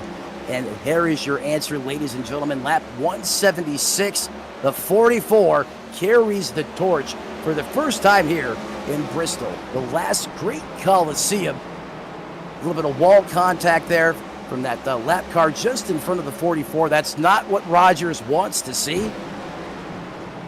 Well, did he just do a... I think he just so. wall rode. Let's just see if I clicked fast enough. Almost like Tony Hawk. A little bit. He just kind of grinded that a little bit. Whoa. Oh. Yeah. That'll do it. That will do it every time. That's one way to get the vinyl off if you don't like the wrap. That's going to force Bobby Anderson to come on down pit road and get some repairs done. It's lap 179. For a lot of these drivers, we've got nearly, 55 and more laps on these tires. It's about time to come back in. It's about time to come back in, but hey, we're not showing any signs of slowing down. It's green. It's hot and heavy right now on the racetrack. We heard at the start of this stage, Dylan Banks in that 70 said just how loose these cars got. Right now is when it's starting to show its ugly face. I want to see if we have some big comers and goers right now, movers and shakers, and if these guys were able to make some adjustments that first pit to help stabilize these cars on these worn out Goodyears. Yeah, you know, taking a look right now at Steven Cornez, he's kind of in the beginning of what could be a hornet's nest as he's going to draw into Ethan Eckert's rear bumper. We're going to let him slide on by, but now take a peek at Alex Princeton, who's just ahead of Chris Davis, as we've talked about both of these drivers multiple times this evening. You know, Princeton, one of these drivers that's able to save those tires, and as late as we are into this run, at this point, there's drivers like myself who will be out there just hanging onto the wheel saying, please, give me a caution, please. And then there's other drivers that are going, hey, listen, you want some? Come and get me. And that's kind of where Sean Rogers and Dylan Banks are, as Sean Rogers just made the pass once again, still leading Dylan Banks. They're starting to swap positions as Dylan Banks has obviously tightened that car up to the point now where he's having trouble, and we can almost see him getting in here. Watch how tight he gets coming out of exit on turn 2. He's trying to knife his way underneath Sean Rogers, and Rogers almost loosening coming out of 2, able to slide back in front of him. Yeah, I mean, the good news is he's stable. The bad news is he has the opposite problem. Now, instead of that car wanting to initiate rotation with the rear on old tires, he has to feed a ton of wheel into it. But on the other side of the token, that's costing him a lot of speed and abusing that right front tire. So obviously you got to make adjustments, Dave. You got to try and stay ahead of the racetrack. As we've got a hot and heavy battle for the lead, Dylan Banks says he wants it back here on lap 188. Just slid right underneath Sean Rogers. Smoke but no fire ahead of him as they come out of turn 4. Dylan Banks regains the race lead, and now he looks to put the 17 of Eric Papineau down a lap in the Liberty number 17, as now he gets right underneath him. All of a sudden, they get into lap traffic, and he's able to use the 17 almost like a pick. Oh, no. He got yeeted and spun down to the inside retaining wall. He's going to ricochet off of it, back up into traffic. Caution out on the racetrack. Just as I was talking about that right front tire being abused, there it goes. Now 58 around. The question is, where Rogers survives. The 58 of Pearson does not. No, he does not. Sir, you can't park there. Can't sit here. Well, the good news is he didn't continue to go up the racetrack, and he, you know, caution's been out for a little bit of time there, so you hope everyone's slowed down. You know, always want to give yourself a moment just to make sure when you take off you're clear and you're not going to, you know, wipe someone else out, as that's easily done here at Bristol. Now working caution at number 6, lap 192. We mentioned the 70 of Banks. He's going to have an opportunity to come down here, put some fresh Goodyear Eagles on that race car. As Dave mentioned, lit up that right front to make the pass moments before. You think Rogers is a little upset with the 70? It's a little love tap. He said, come here, my little boo thing. Yeah, I'll tell you what. Sean Rogers just got out of there lucky as all get out. He might want to go play the Powerball. I'm not sure if Tennessee is a Powerball or a Mega Millions state, but either way, he should probably play it. Probably not thinking that right now. You probably want the spotter or the crew chief to get on the radio, because he's probably madder than a Keebler elf that got demoted to Fudge Packer before that caution flag came out. That 44 is hot right now. But Dave, on the other side, that's Bristol. You okay? I'm fantastic. I forgot you're a big fan of those Keebler elves. I didn't. Yeah, I love them. Let me tell you. Love me some fudge stripes. Hey, best cookie out there. Is it a cookie or is it a cracker or is it a biscuit? Do you know what Nabisco stands for? I know where their factory is in Niagara Falls, New York, or was, I should say, so no longer. Nabisco is actually a conglomerate of multiple bakeries and things throughout the United States and the world. But, so yeah, they have a factory in Niagara Falls. They have one in Reading, Pennsylvania. They've got one in Philadelphia. But anyway. How do you know that? I'm fact. No, you're not. Fine, I'm fluffy. The point is that Nabisco is actually kind of a half-assed acronym for National Biscuit Company. And there were, at the turn of the century, there were a whole bunch of quote-unquote biscuit manufacturers. And, of course, you know, one guy decides he wants to take over them all, and they start literally hostile takeovers on cookies. But I don't know if I would consider a fudge stripe cookie to be a cookie or a biscuit with fudge on it, because of course it's very hard. It's crunchy. Right, especially if it's a double stuffed fudge. I'm not sure. Yeah. It's, you know what? It's in its own hybrid category, and it's another hybrid that I can't tolerate. It's an elite, and you know what? Sometimes if you don't know, that's okay. As long as it tastes good, hey, just let it ride. And that's kind of what Sean Rogers is doing right now. He's letting it ride. Going to try to put the pass behind him. You know, folks, I'm just trying to gather myself. I know that you weren't really ready for another history lesson from Uncle Dave here in the broadcast booth, but here I am killing it. As we work lap number 195, I am. You know what, folks? I've said this a couple of weeks ago, but now that we've had time to let the dust settle down from the reappearance of Matt Mettler on our airwaves, I cannot be more thrilled to sit along this man that you hear alongside me tonight. It is like my brother from another mother has resurrected and formed himself into Matt Mettler, and I can't be happier to be sitting alongside him. Dave, I'm still in shock. I never thought this day would come, and yet here we are. And very humbling to hear you say that. You're one of the best in the business, and it's an honor to be up here with you each and every time. Quite frankly, I don't know why iRacing hasn't contacted you and I yet to go work the national broadcast. Because we're supposed to be right here on Stacy Strong, that's why. That's fair. Well, as the green flag waves, we get back underway here in lap 197. 5 cautions for cause tonight are now wrapped up and in the books. Sean Rogers trying to chase down Dylan Banks. Now, everybody from first all the way down through 16th came down for fresh tires on the lead lap. That leaves Derek Heitman, the lucky dog, and right now he is praying for a quick caution. Yes, he is out there on some old worn-out shoes. Derek Heitman, normally a factor in these races, has not gone his way tonight through almost 200 laps of competition, but it ain't over until it's over. Heitman, don't sleep on him. He could be a factor of this thing as he works just behind the 12 machine of Eric Pompano. Watch that 76. Oh, I'm sorry, Nolan Hodgson in that 12. Where are my manners tonight? It's fine. Don't be sorry. Just don't let it happen again, you know? Okay, Biscuit Boy, you got it. Biscuit Boy, he says. Anthony Savignano running in third position. He's currently trying to hold back the floodgates with a piece of bubble gum. He almost reminds me of Clark Griswold just trying to put the gum there in the old Hoover Dam, because all he's got to do is flinch, and Patrick Gitter, Matt Long, and Ethan Eckert are going to blow the doors off of him. Meanwhile, Chris Davis just laid down the fastest lap of the race at 14.2 seconds for his last lap.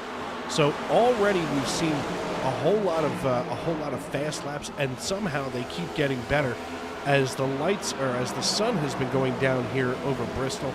We start to see that the track temperature now drop down to 78 degrees here on the right-hand side of your screen. That is going to be a major factor for grip here in the latter part of this race. Well, as the sun goes down, Chris Davis heats up, and like the marketing slogan for Toyota, he is going places, and that is to the front. The 74 is really coming alive, and no surprise he ran the fastest lap of the race. That's kind of what this man's calling card is, and I still want to get my hands on that paint. I love the wrap on that car. The metallic colors on that Toyota looks good. Yeah, it does. I'll tell you what, some of the painters on the iRacing.com servers are getting really good. I mean, just over the last 3 years, it's like everybody went to some kind of graphic design class and just really turned up the competition for making these things look amazing. Well, hey, and the other part of it, too, is competition, right? I mean, a lot of these painters, well, majority of them, I mean, these are kids. I mean, some of them are in middle school, most of them high school and in college. So there's competitive mindset there, and they keep pushing the envelope on these paints. But you're right, Dave. 3 years ago, you never would have thought in a million years you'd see a car like that 78 Mountain Dew Cheeto paint scheme, or to be fair, that 23 beautiful paint scheme. Now a reality here in iRacing, and it just keeps getting better each and every year. Well, and fun to be a part. I'm looking here at the 78. First of all, I wanted to bring this up earlier. I didn't get a chance to. Michael Witt is from Bristol, Tennessee, so this is a home track for him as he runs right now in 14th position. Second of all, he has stayed absolutely on brand tonight with PepsiCo, Frito-Lay, and oddly enough, QuickTime Media. Now, for those of you that were born after the year, 1990? Or before the year 1990, I should say, QuickTime was how we used to watch videos on our computers. And it was pre-YouTube, it was slower than all get out, and most of the time it was buffering. But QuickTime Media on the number 78, plus he's got Food City on there as we are running the iRacing Food City 500 here at Bristol Motor Speedway. But I'm a fan now with Cheetos, Matt. Are you crunchy or puffed? You gotta go crunchy, man. Oh, thank goodness you said that, because every time I think crunchy or puffed, all I can hear is Ed O'Neill asking that question on the Little Giants. I know that movie well, but QuickTime Media, that's back Windows 3.11, Windows 95 days, and you're right. When you had AOL, even the V90 version was supposed to be the next best thing. It would sit there and buffer for an eternity. These younger cats have no idea the pain about the worldwide wait that once was. Oh, man. Listen, dial-up, the struggle was real, and I realize that it's a first-world problem for dial-up internet, but my goodness, I can't, to this day, I remember when we first got cable internet, and you could make a phone call at the same time that you were online. It was wild. It was unheard of. You could call somebody and say, look, I'm watching this on ESPN.com or NASCAR.com, and you could call in real time and read something to them from the internet. Folks, that at one time in history, you would pick up the phone and whack out someone's internet. I mean, the response on the other line, people thought you were downright lying. And then once you convinced them enough, it was like you had the hottest tickets in town. Everyone flies over to your house and wants to see it firsthand. Today, we don't even think about it. No, today the only time that you notice an internet lag is when you're doing something like this and everything flashes for a brief second. And for some reason, I mean, and I'm guilty of it. I did it a little while ago here in our broadcast. I thought, oh my God, why are we blinking? I'm right here next to the hub. Now it's one blink, but holy crap, we're sending a signal from an internet hub to a computer, back to the internet hub, into outer space and across computers across the world. Let me tell you something about Xfinity. Last year here in Florida, it plagued me to no tomorrow, to the point where Jonathan Leach probably had to go out and get a prescription for Zoloft and Xanax for the amount of time I got bumped out of these races last year. So I understand, Dave. The good news is they finally got it corrected here. The speeds are a little quicker, but it doesn't have the erratic ping, so I'm not dropping as much. But I feel your pain. I've been through it. And I know it's not you. Trust me, it's this darn hamster that I have to keep feeding on the wheel to keep it running. As I'm speaking of feeding a hamster, here's Alexander Gangler still battling his way around this piece as he's 3 laps down right now. But Alexander Gangler doing the 18 proud. And believe me, when I drove this, the person right before Gangler who drove that car was me. And I'm always excited when I get to look down on the 8 car and know that he's out there killing it for those of us who have had to hang up the racing gloves and pick up the microphone. As Dylan Banks now works around Ken Ron from Dillsburg, Pennsylvania. He's got a pair of Pennsylvanians as he gets around John Wilco from McAdoo. Then he gets around Gangler and now proceeds to put Papineau back into the crosshairs as he's being followed by Sean Rogers, who now has 3 wide of lapped cars. My goodness, Patrick Gitter has to check his underwear. I hope he's got a new set there in the pits. And you mentioned destroyed the front of Ken Ron's car. Ken Ron's car is absolutely mutilated. There goes the 11 making an aggressive move down there to the bottom. The 97 is going to come up to the high side, but the 33 gets used as a pick. There's Davis just watching this happen. Get on the binders, buddy. What an avoidance there by Davis. This is why I can't compete in this league, Dave. I mean, these guys just have a sixth sense. If that was me, I would have been in probably the 3rd or 4th row. Yeah, that's no way that you want to try to get around this piece. I mean, the lap cars are going to be playing a major factor with now 20 to go in stage 2. We have ripped off some incredible time tonight as we're 1 hour, 15 minutes into this piece, 230 laps in the book. Steve Cornez running in 11th position right now. He's currently trying to chase down RJ Root, and believe me, RJ isn't running in 10th position. He's lurking. He's looking to get his way up here. And, you know, we're going to ride along with on his nose right now. RJ is nice and calm from Gloucester, Virginia, as he rolls out of turn 4, crossing the start-finish line. He is one of those drivers that is so hard to ruffle and to worry here on the racetrack that I wouldn't be surprised if we're going to see him in the top 5, if not the podium, late in this race. Dave, our minds think alike. I was going to cover him, but you beat me to it.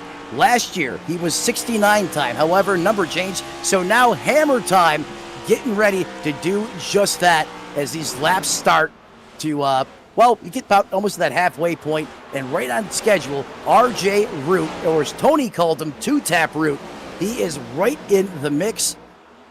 Everyone inside the top 10, I believe, knows where that car is and where he is running, because, David, you hit the nail on the head.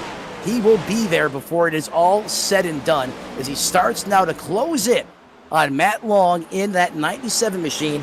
That's going to be for that 8th place position. 2 by 2 just in front of them. Davis in the Hornet's Nest as we watch Long and Root contend for position. Side by side they go. Root now looking to the inside of the 97. Root now clearing the 97 and puts Eckert into the crosshairs. He's going to get a 2 for... Wow! Eckert just took his life into his own hands. Yes, he did. And Root's going to make him pay for it. There it is! Oh, he got him! Oh! Listen, Root just made him pay for it. He said, that's not how you block me. No, no, no, no. As he took the piece away and now runs into 7th position. He now puts Chris Davis into the crosshairs 3/4 of a second. And with about 12 laps left here in stage 2, we may not see him get all the way up there to Davis, but let's watch that time start to melt away in the lower right-hand corner of your screen. Bet you he blew his biscuits when he realized how that backfired on him. You don't want to test RJ Root. He is too good for those type of shenanigans as that 7 continues to come towards the front of this piece. Now up Dave Regal 30 positions inside the top 10. He is currently in 7th. Not done yet. He is going all the way, or at least it's going to be a point as Chris Davis there had some big time avoidance, looked like, as he came down from the high side all the way to the bottom of the racetrack.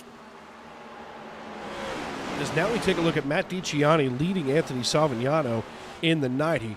Now Savignano about 4/10 of a second behind DiCiani. And, you know, at this stage in the race, I think we're going to see a lot of these guys, especially in the top 10, kind of cool it down. There's no reason to try to get yourself all wound up. You still have, once we get to the end of stage 2, you know, you still have 250 laps to go. So you want to save that equipment. Maybe this is the time where you start to shake hands and say, all right, guys, let's just calm down. Unless you're really close to one another, there's no reason to drive the wheels off of these things. They last came down on lap 192, so we're going to get to the end of stage 2 on this set of tires. Shouldn't be a factor. But Matt DiCiani kind of in the most comfortable spot of the race right now. He's 1.8 seconds behind Gitter, 6/10 ahead of Savignano. So I think we're going to see things start to cool down. Or hopefully, and yeah, they're probably playing the game of, well, I'll slow down if you slow down. And how many times have we seen that as another couple high fives exchange there between the number 11 machine, Nathan Eckert, there as well as, oh, they're getting into it again, Dave. Eckert seems to be a magnet for mayhem, as he's currently over top of Alex Prince. Oh, this does not look good. Eckert is trying to protect that 10th position, but I'll tell you what, wow. Oh, my. This is not... Go ahead. Princeton is trying to secure away 10th position and a bonus point. So as he works his way past Hodgson and Eckert, he leaves them in the dust. Hodgson says he wants that bonus point more, as he's going to try to challenge Princeton, but with 2 to go now here in stage 2, I don't know if we're going to see that form. I don't know. That's an awful lot of blocking, and you're tempting the chrome horn here. You can see how he is basically just wadded the track up almost 3 wide. One more lap. Do we survive these cars back around? The 58 gets a run on the bottom. He is not going to be able to maintain as Neil Pearson now takes that 10th place position, the final point in the stage. Looks like it is going to go to Pearson here as we're on the final lap of stage 2. There it is. Dylan Banks wins stage 2. We wait until Neil Pearson crosses the start-finish line to throw the caution. And as Pearson comes out of turn number 4, the caution flag flies, and that is the conclusion of stage number 2. 7th caution, and of course just the second stage ending here. So 5 cautions for cause. Dylan Banks wins the green and white checkered flag. He's followed by Sean Rogers, Patrick Gitter, Matt DiCiani, Anthony Savignano, Raymond Root here in 6th position, Chris Davis in 7th, Seba Cornez, Matt Long, and Neil Pearson all going to be awarded those stage points. Now, one thing that I want to point out to the folks at home, if you're not sure what we're talking about, what we mean by stage points is at the end of a stage, bonus points are awarded to the top 10. So 10 bonus points, 10 to Gryffindor, go to the stage winner, and then 9 points to second position, 8 points to third, and so on, down to 10th position where they get 1 bonus point. As Dylan Banks is going to lead the field down pit road, we'll wait until he's done with his pit cycle, and we'll get a chance to talk to our stage 2 winner. Yeah, Dylan Banks bags another one. He has literally taken everything there is to win thus far through competition.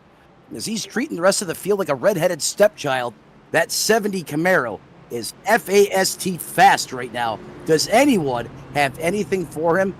And I think there is going to be a plot twist here before it's all said and done. But for right now, the 70 holds the keys to the city as no one can touch him. Yeah, Dylan Banks coming down pit road. We see Sean Rogers hitting his pit box as Dylan Banks slides it in here. We're going to get a chance now to speak with him as I just lost the window. There it is. Hey, Dylan, it's Dave and Matt up in the broadcast booth. You got us. Yes, sir. Buddy, listen, second stage win of the night. What are you thinking as we get ready for stage 3?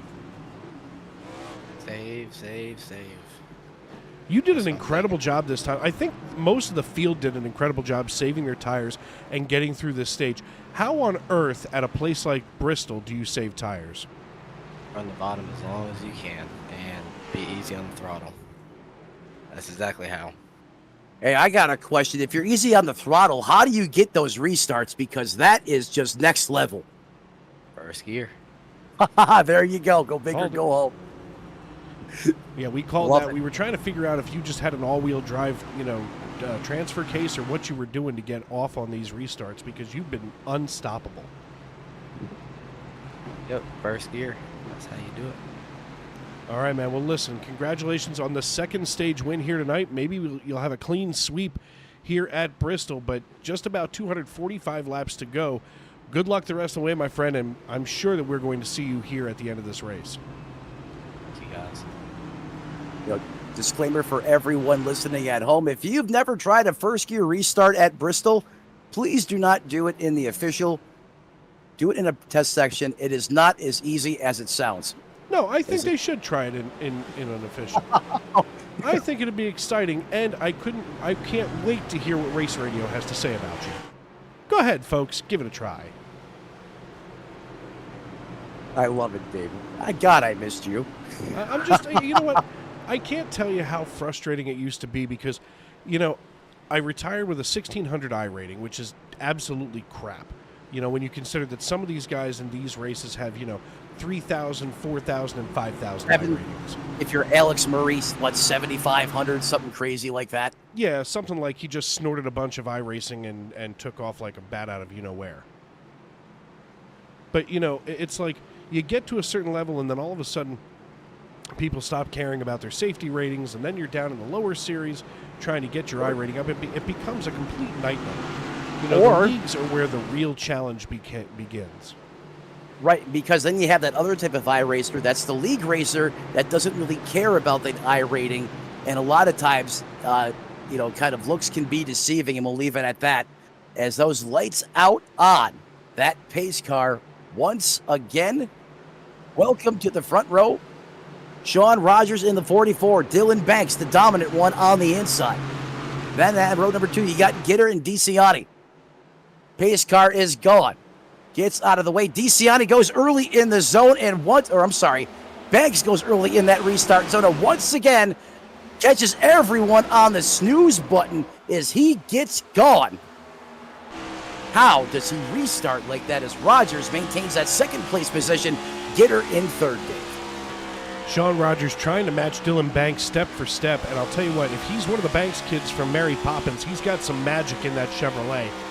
As Sean Rogers is chasing it, it's like Mr. Rogers and Mr. Banks. My goodness. That's a scary combination. Yeah, it is. I guess just a spoonful of sugar will help your neighbor's day go much better. As Dylan Banks leads Sean Rogers now by 0.4 of a second, and that's just about the biggest gap that we've seen around those two, and it's pretty much where, it appears that Banks is able to get it out to. I don't know what it is, but it's almost like he needs that 0.4 of a second to gap Rogers, and then Rogers is just kind of hung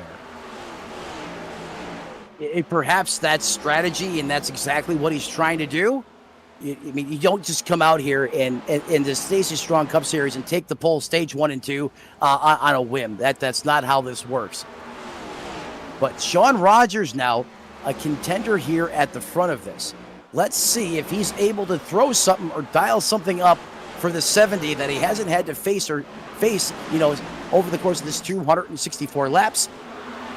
There's that 19 again. And the 11, Ethan Eckert, fast lap of the race, Dave, of 14.21. Now flirting with the lower side of the 14-second bracket. I'll tell you what, I know that we probably won't see it, but I would be so excited to see somebody break the 14 line. That would just be exciting for everybody who's watching tonight. And in fact, while we say that, I'm going to quick check some lap records here. Oh, one of these guys probably heard that. Someone's going to try, especially if someone like RJ Root, Chris Davis heard that. Heitman, the 76. Okay, lap records. Are you ready? I'm ready. Hit me. In qualifying, lap record belongs to Kyle Larson at 14.945. 14.945. That was in 2018. We're running way faster than that. In sprint cars, now this is kind of cool. Well, of course, it's a little bit shorter. But in sprint cars, Brian Gerster, back in 2011 in the True Fuel Extreme Speed Classic, laid down a 12.742. NASCAR Truck Series belongs to the number one Cup Series driver Ross Chastain at 15.477, and the Xfinity Series was Cole Custer at a 15.650 both of those back in 2019. So you got Custer's last stand, the Mellon man.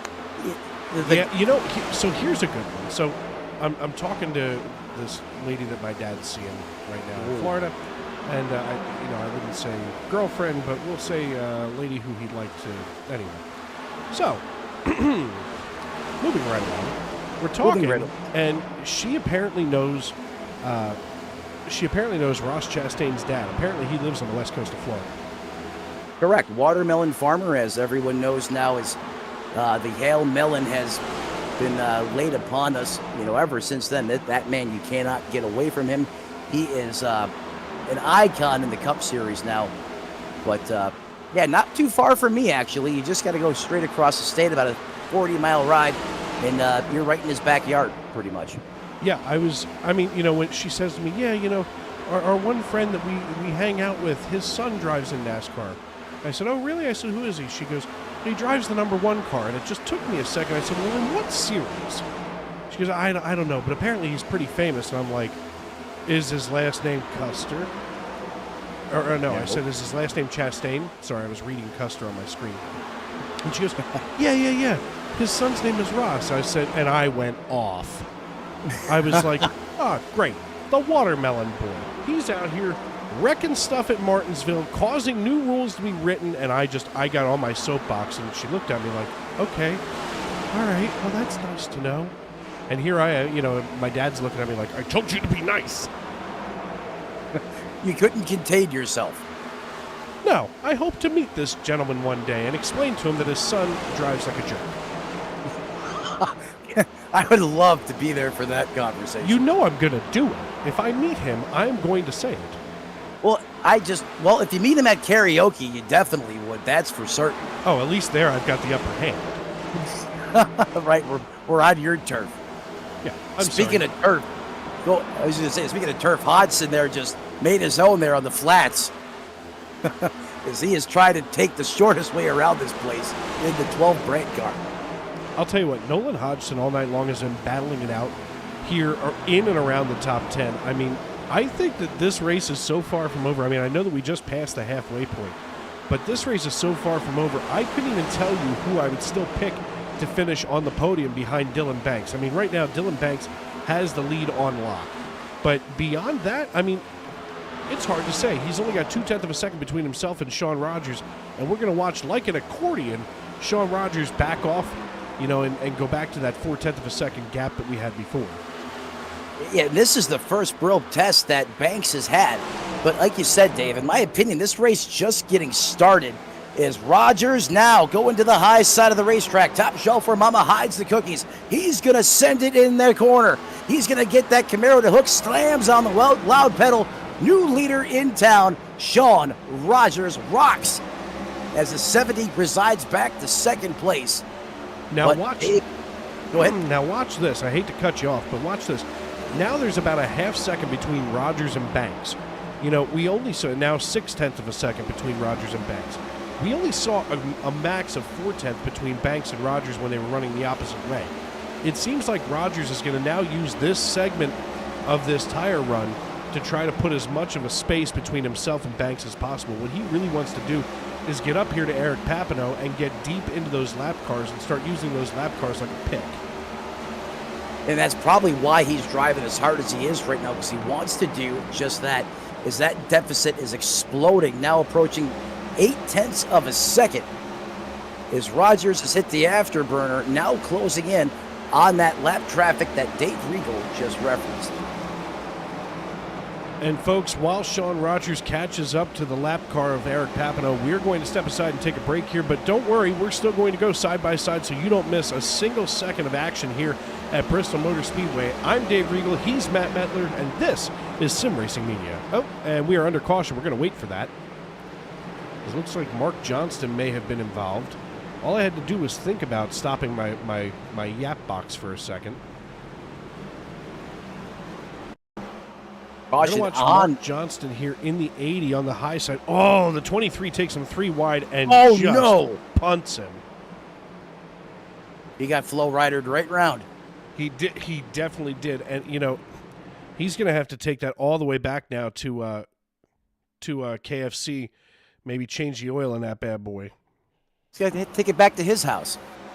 A little bit. Here we go again. We're going to watch the 23 right here just wash right up into the 80. So obviously they were toward the end of that tire run, and now it has just become a complete and total disaster for Johnston. Yeah, they had to get skinny, but all that KFC had other plans, and just couldn't quite fit through there, and his world got rocked. Pointed the wrong direction. I will never forget. You know, we talk about the grease of KFC there. I will never forget walking into the Pottsville, Pennsylvania, home of Yuengling Brewery, but the Pottsville, Pennsylvania KFC on a rainy day one time in work boots. And they were supposed to be oil-resistant work boots. There's so much grease in the air at a KFC that I skated across the floor. I looked like a dancing bear. I was just missing my top hat and spinning plates. At one point in my life, I was a short-ordered fry cook. I know what you mean. That grease gets places you didn't think possible. Do you know what the best shoes that I ever wore in the kitchen were when I worked in the kitchen in high school were? Cowboy boots. Cowboy boots. There was a period in time where I wasn't near as cool as I am now.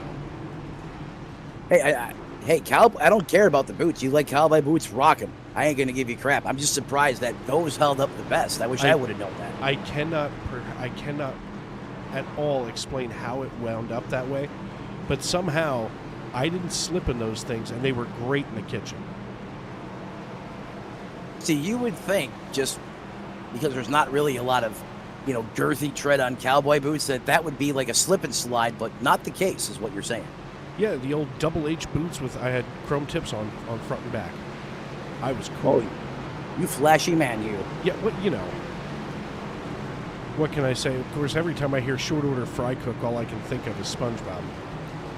Were you dancing to Smooth Criminal at the same time by chance? No. No? I was. Okay. I'd like to see that. In fact, I'd pay to see you do that. While I was down in Florida, I watched my dear old dad try to go country line dancing. Oh, boy. Dad's 66, and he's not much of a dancer. I want you to think about like a burlap sack full of rice with legs on it. His top half went one way, his bottom half went the other. That's exactly what it looked like. And listen, I got to tip my cap to dear old dad. He gave it a try, and I was smart enough to sit at the table and have a Diet Pepsi and just relax myself because woof. You know what? To be fair, no, that was my first night in town, and I didn't want to overexert my liver that soon. Gotcha. I was going to say I've been there. You know, I've done plenty of things that I regret doing in moments like that. We've all probably done it, but God, I hope he's not watching right now. Hey, that's okay. Honesty is always the best policy. Look, he tried it, and I just really hope. Oh God, somebody is watching somewhere, and I don't know who it is or what they're doing. Love you, Pop. Don't think about it.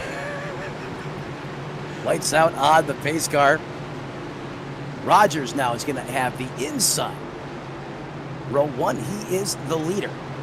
Banks, who has been the man with the plan here, who was just recently unthrown there by Rogers in that second place position, top shelf. Eckert, Gitter. It seems like Gitter has always been getting going in row number 2 since we got going in this thing. How many more G words do you want to throw in there? I don't know. I was going to add a couple more. I watch Dr. David Jeremiah on Turning Point on TV, and he always has, like a 3-point sermon on there. And it's always, the same letter across the 3 points. And you really nailed that one. And speaking of nailing it, Sean Rogers just nailed his foot to the floor and took off. Wow! What a restart out of Rogers. He probably heard us talking about it and said, watch this. He said, wait a second. You said Banks can do it well? I can do it better. Oh, you love the level of competition in this series. I had no idea that was going to happen. I got to tell you, sitting alongside of you has made me love doing this all the more. As they go side by side down the front stretch, my God. It's a John Force special at a half mile. I've seen John Force at Maple Grove, but I think they just gave him a run for his money. For sure. And where did the 11 come from? Now he's a part of this mix. I got to tell you, I'm impressed no matter which end of this we say the 11, but we mean the 40 here of Ethan Eckert. Of course, he's painted as the 40. He scored as the 11. I don't know what he clicked, but it wasn't right. But Ethan Eckert just went 14.16. He is the one that's so dangerously close to breaking the 14 line, I think we're going to have to call Bob Pockris. As he is now bumping the 44, saying, get out of my way. I got to get up there. I got to get up there.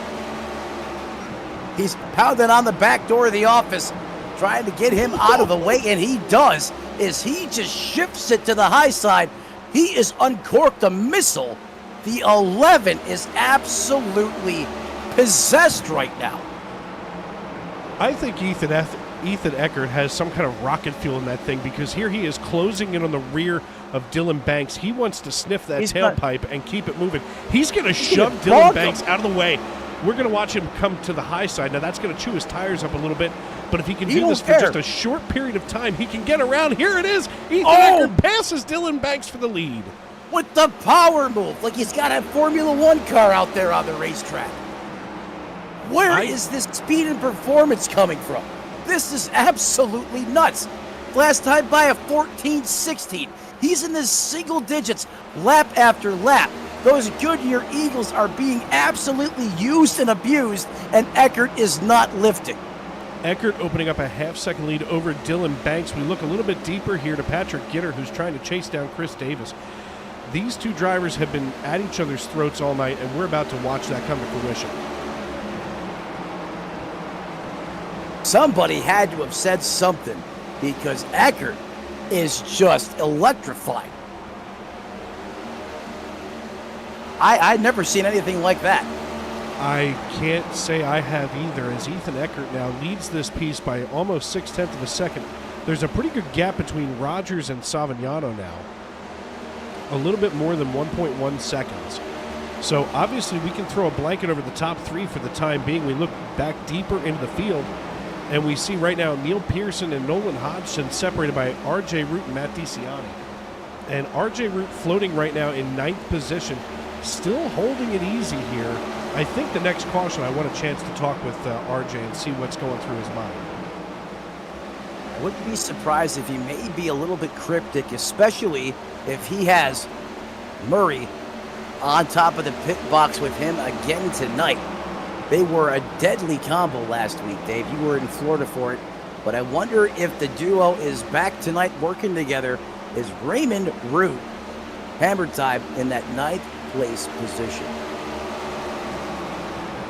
R.J. Root, one of those drivers that you can never count out here at one of these races. And, I would not want to play poker with that man because he does not tip his hand.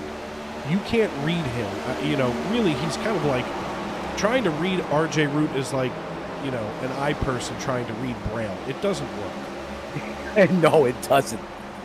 You want to talk about, just instant fear and stress into the heart of race car drivers.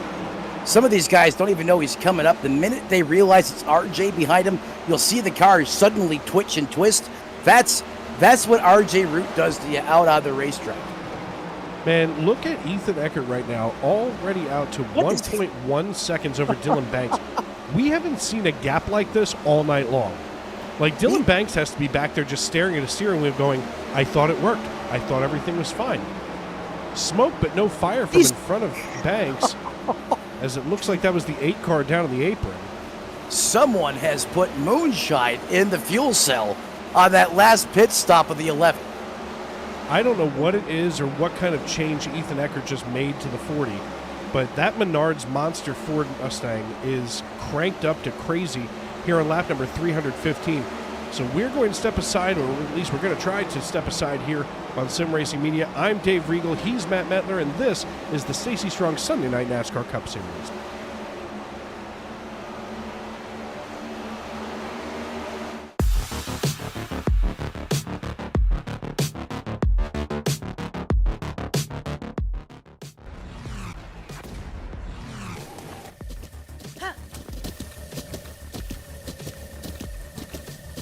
With the Butt Kicker Gamer 2, what you see and what you hear is what you feel.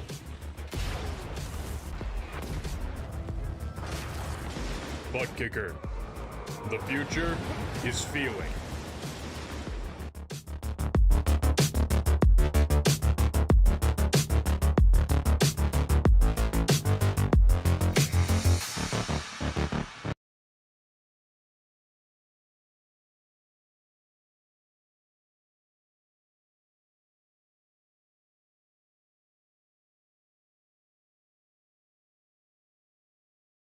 My name is Leon Kyles. I'm a prostate cancer survivor. I have 2 adult children, 134, 125, and a wife. And I'm glad to be here today.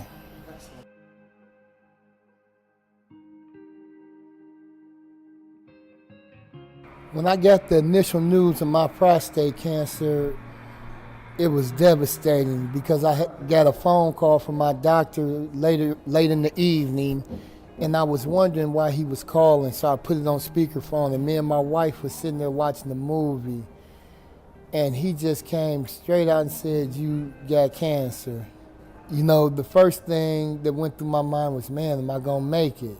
So I had a lot of different thoughts going through my mind. I didn't know if I was gonna be able to survive. What was going to happen with my wife, my kids. And, I felt hurt, a lot of pain.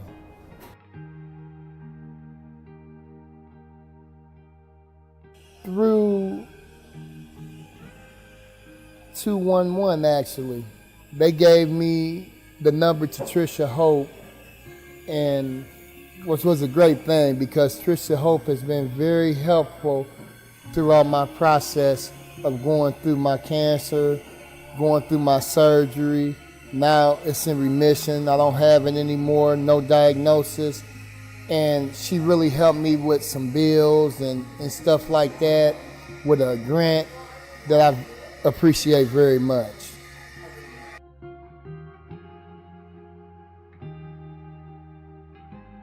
She helped me out, also gave me some referrals to some agencies that could help me out in my city in Anderson. We had at least, probably over the last few months, at least about 6 or 7 conversations where, she would always have an encouraging word to say, always, telling me to be thankful, and just live your life to the fullest, and them the things I've been doing.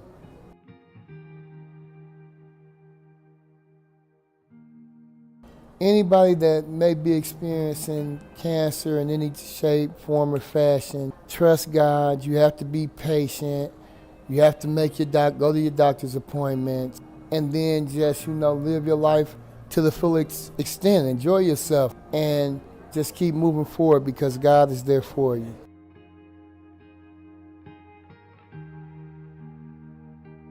This program is to help cancer patients, and the donations would be gratefully appreciated because they go through a lot of things and they have a lot of doctor's appointments, a lot of bills, things that they can't take care of anymore because of the job situation, leave of absences. Some people never go back to work.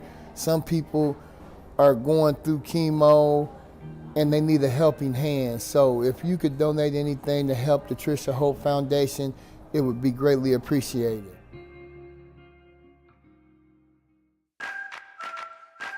Preen Garden Weed Preventer and Preen Garden Weed Preventer Plus Plant Food block weeds before they start and are safe for use around over 400 flowers, vegetables, trees, and shrubs. Best of all, they give you 3 months of freedom from weeding in just 4 easy steps. You can apply Preen anytime before or during the growing season. But since it's a weed preventer, not a weed killer, early spring is best. Here's how. Start by removing existing weeds and their roots in the area where you want to apply Preen. Sprinkle granules directly onto dry soil, mulch, or stone so that they're evenly spaced. Within 24 hours of applying, integrate the granules into the top layer of soil or mulch or stone-covered bed. Finally, water with a hose or sprinkler or a well-timed soaking rain to activate the protective weed barrier. When activated, Preen creates an invisible weed-fighting barrier just below the soil surface that targets and prevents weed seeds from sprouting and forming roots. People and pets may enter the treated area once dusts have settled and the area is thoroughly dry from watering or first rain. That's it. Now you'll have a beautiful weed-free space and 3 months to do anything but weeding. Satisfaction guaranteed. Trusted for over 50 years, Preen is America's #1 weed preventer brand with weed preventers for every type of garden.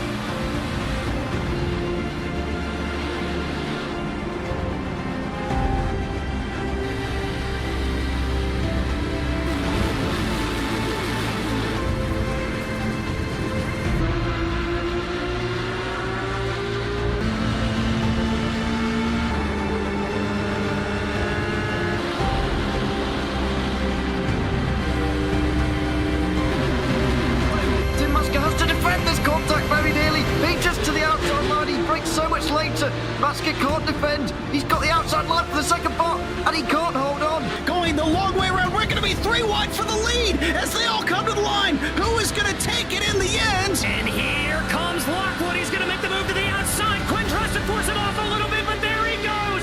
It's going to be side by side through turn 1. Will he be able to cover him off? He does. Weaving back to the left-hand outside. Reynolds is trying everything. The kitchen sink is being thrown at it. They're leaning on each other. Coming into turn number 3. It's going to be a drag race through 3 and 4. Coming back to the line. Here comes Frisch on the bottom. Bouchard's going to hold the inside. Tries to be the late breaker here. They're going to be side by side through the final chicane. They bang doors, but keep it clean. As they're still 4 wide on the run down into the back straightaway. Demerit's looking for a line as well. What is going on in Michigan? Novak into the fence. They're still beating and banging. Oh and to the line. He is much faster coming through there. Is there damage on Challenger? Abramitis is ahead. There's going to be a race to the line. Who is going to get it?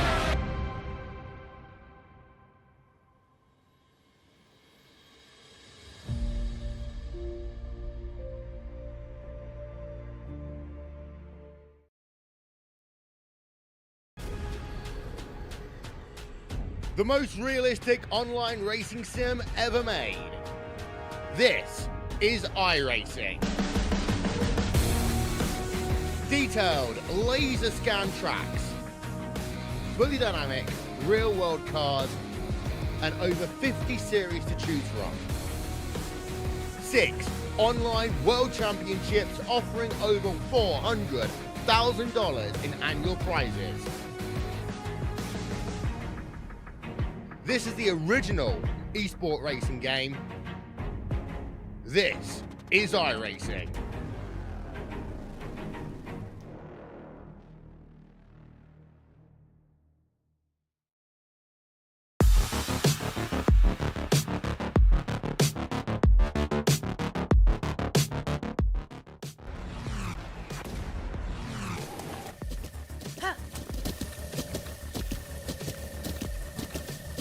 With the Butt Kicker Gamer 2, what you see and what you hear is what you feel.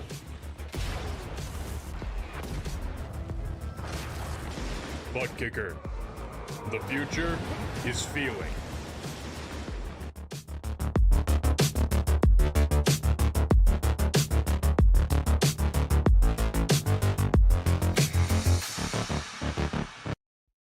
Racing isn't easy, but experiencing it is. iRacing puts you in the driver's seat with the industry's leading sim racing game. Drive on laser scan replicas of the greatest racing circuits from around the world. Go head-to-head against other drivers chosen by skill-based matchmaking to ensure competitive racing at every level. Compete across all your favorite series. In officially licensed cars, engineered to deliver the most accurate driving experience possible.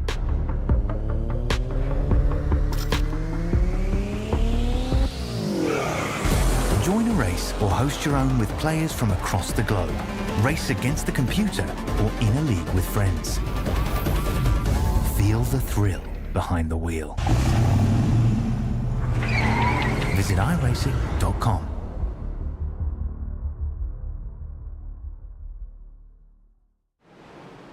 Race fans, welcome back here to the last great Coliseum in racing as we are here under caution. I am Matt Metler, alongside me Dave Regal, as Alexander Gangler got poked and stoked there by the 24 as he got all hot and bothered. Caution in the air as right before that, as you guys were watching along, Eckert decided to go supersonic and was out to almost a 2-second advantage in that SR71 Blackbird in a car configuration on the racetrack. Yeah, Ethan Eckert has been out here just absolutely blowing our minds. We were talking about it off air during the commercial. I mean, you know, Ethan Eckert just went out and shocked everybody by 1.73 seconds at his max. I mean, he laid down the fastest lap of the race while we were side by side at 14.12 seconds, the closest one to breaking the 14 mark. I mean, he was in his own different zip code, and that's hard to, fathom at a half-mile racetrack. But on a restart like that, when you just get gone, I'm lost for words, Dave. Yeah, and I mean, Sean Rogers and Dylan Banks, who have been up atop the pile all night long, still running one in front of the other. Rogers in front of Banks in 4th and 5th. Right now, as we get ready to go back green flag racing, looks like it's going to be Ethan Eckert, then Anthony Savignano Neil Pearson, Sean Rogers, Dylan Banks, your top 5. Yeah, Dylan Banks, the top 5. Let's move to the top 10. 6th place is going to be that Gitter guy, that 21 machine. He's in 6th. Coming home in 7th right now, that's Matt DiCiani in the 14. 8th place belongs to Moonshiners. Chris Davis in the 74 Beast Mode Performance. Raymond R.J. Root in that 9th place position. Keep an eye on him. And rounding out your top 10, the ATL Georgia native, the 97 of Matt Long. And I'll tell you what, Matt Long from Atlanta has been kind of creeping around. Now, he qualified on the inside of row number 2. So now all of a sudden, you know, he's kind of buried back here in the top 10. I still think that he's got a pretty good shot at bringing this one the rest of the way home, as the iRacing.com pace car lights are still on. Next time we have a caution, I want to get a chance, and don't let me forget to get a hold of RJ Root, because I'm curious what his late stage, as we are 150 laps from the end of this piece, what his late stage strategy is going to be. And, you know, I got to be honest, man, we're 2 hours into this thing, and we have peeled off some crazy amounts of laps. Absolutely absurd. As you know what, you just might get your wish. You could see a 13-second lap time, as Eckert has been awful close. And in fact, I want to know who this guy's setup and engine builder is, and how he tunes the transmission, because this is absolutely. And with us now, since we have the extra few moments here, is RJ Root. Hey, RJ, it's Dave up in the booth. You got me? Yeah, I got you guys. Man, I got to know, here you are back in 9th position. Are you just lurking around waiting to make the move, or is this kind of where the car is tonight? We're just kind of waiting. I've kept sending myself to the back. I've gotten 3 EOLs this race. So, yeah, we got a fast car. We definitely have probably a top 3 car. It's just I keep getting myself in bad situations. Well, I know that, you know, here at Bristol, we can all wind up in bad situations by accident, but, you know, I've been telling Metler here on the air that if there's anybody that can pull this one right out of their hat, it's going to be you, man. I appreciate it. All right, brother, listen, good luck. Get yourself all loaded up, tighten those straps down, and maybe we'll see you here at the end of the race. Thank you, guys. Well, Matt, I told you, he's back here. He's got it to make it to the end as we move him back on up here into field filler racing. And I'll tell you what, the FFR guys are all very quick as we go back green flag racing.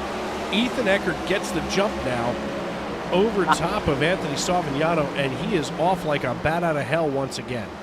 He takes off like he's got a Nissan GTR, you know, cloaked as a whatever he's driving out there on the racetrack right now. This is absolutely out of Hollywood. Look at the way that car just gets going, and then it just sticks, and those lap times don't fall. No, they don't fall, and if anything, all night long he's been getting faster and faster. Look, he just did it again. Last lap, 14.10. I've never seen anything like this. And you know what? And Savignano just laid down a 14.12, and that was Ethan Eckert's previous fast lap. Yeah, I mean, I don't even know what to say, but it's happening. And you always know someone's going to rise to the occasion in some of these races. Someone's going to pull something out of the woodwork that you didn't expect. And tonight, that award definitely goes to the Rocket Man, Ethan Eckert, in the 11. Side-by-side action here right now. Seba Cornez has fallen off the pace just a little bit. He was up there in the top 10. Now currently in the thick of it, as he is in that 16th place position. Without a doubt, Seba Cornez here in the 59 Toyota Camry. He's trying to get himself caught back up to Tanner Marty as Marty rides the number 29 Topps Chevrolet Camaro. Of course, Topps, a proud purveyor of collectors' memorabilia, sports cards, and all kinds of other stuff. And I got to tell you, I have a box of Topps, that's for sure. As Tanner Marty runs himself here right now up 13 positions after qualifying in 28th, right here in 13th position. Our biggest mover of the night, though, we just talked to him a moment ago on the air, belongs to RJ Root out of Gloucester, Virginia. And I'll tell you, Matt, we heard it from him first. He runs in 10th right now. He's got the car to beat, but he's got to get above all of these other drivers. I can hear it in his voice. You can tell he wasn't saying everything there was to be said. I believe he has a game plan. and we have not seen the best of RJ Root just yet, especially if he has the mad scientist on top of the box with him, Alex Murray. That's last week we got to see RJ, driving like Alex Murray. It was kind of crazy to watch, but guess what? He was right there at the end. He was in it to win it. We got to talk to him. But right now, Eckert is just, I don't have the words. Whoa, big time power slide there. That 71 machine was pointed at the fence. I was going to say that was the 71 of Keith Long. He almost did it, but he managed to keep it off. As we take a look here at Eric Papineau in the number 17 Liberty Chevrolet. Oh. Now the 71 goes down on the apron. Let's see if we can keep an eye on Keith Long here as he stays on the apron. Is he going to bring it down pit road? No, he's just going to wait until there's an opening in traffic. And I'll tell you what, this is one of those where you're getting onto the interstate. By the way, you people in Florida, and I say you people with the most strong bias. I'm not from here originally. Just keep that in mind. You people in Florida then. Better? Okay, fair enough. That's better. Okay. You people in Florida need to learn that the speed limit on the side of the road means that's the speed limit, not the starting speed. That's a recommendation. A recommendation? It's like a suggestion from Ray Charles to go to an art museum. Well, exactly. It's a recommendation. It says 70. That means like 90. Yeah, I found that out. I had to adjust to that too. We had a rental car. It was a Chrysler Pacifica. And I don't think Chrysler is designed to go that fast. Well, no, actually, that rental has a governor put on it. They limit the top speed. Yeah, and it's almost a hazard out there. Look, I was ripping down the highway, and I was in the right lane, and I'm being pushed at 70. So, I get over, I get around the dump truck that was in front of me. I go into the middle lane, and all of a sudden I'm being pushed at 85. I get to the third lane, and I'm doing 91. And I'm still being pushed. Oh yeah. I mean, really want to have some fun. Go on the turnpike at about 2 to 3 a.m. Oh, no, thank you. No, thank that's you. Awesome. That's I great. felt like I was on the Tamiami Trail 500. Look, the turnpike at that time of night is awesome. You can pretend like you're at Talladega in the draft with 4 or 5 cars doing like $120, $135. It's no, that's enough. I'm not kidding. That's enough. They can keep it. And the only time that I want to go that fast is if I'm in a sim rig. Well, you're right. Keep it safe. Take you to the local track. You never know what could possibly happen or go wrong. All I'm doing is driving up the road thinking, you, Cliff, Angel, the 3 of you got to be nuts just to go down the road to Burger King and pick up some breakfast. I don't think Cliff is in the state of Florida. I think he's in the New England region. I thought he was down there. Well, whatever. I wish he was, but that's not the case. Uh-oh. Speaking of not the case, Ethan Eckert being challenged for the lead by Neil Pearson. Pearson looking to the inside. Oh, Eckert smokes that right rear tire. Oh, kisses the wall. Eckert couldn't hold him off. Yeah, Eckert's doing the watermelon crawl after he has burned those Goodyears off of the rim, or what you would think has to be the case. Ladies and gentlemen, our new race leader is Neil Pearson driving the number 58 Chevrolet Camaro. And so far he is making a go of it, but just behind him is an angry driver in the form of Ethan Eckert here in the number 40 Monster Menards machine. He's now watching Anthony Savignano and Sean Rogers serve him lunch, and Dylan Banks not far behind. Well, he's now having a monstrous problem as he is a couple tenths now off the pace. I mean, if you look at the laps that Eckert ran, Pearson, Rogers, a 14:76, a 14:87. Ethan Eckert, a 15:18. So now he has went from the blue streak out there on the racetrack, white lightning, to almost a hazard out there. Yeah, we're looking at Ethan Eckert's lap times right now, 2:54 on 377, and it is just melting away as now RJ Root going to be the next driver to feed him, and out of nowhere, all of a sudden, Sean Rogers off the pace. I'm not sure what has that going on. We see Sean Rogers here back in 10th position now, of course, still being cheered on in the YouTube.com live chat by Amanda Price. Then we've got Nicholas Breidenbach. Hey, there's old Nick cheering on Philadelphia, Pennsylvania's very own Joe Stafford. John Woods also cheering on the 57. Alex Murray saying, true guys, a G for real.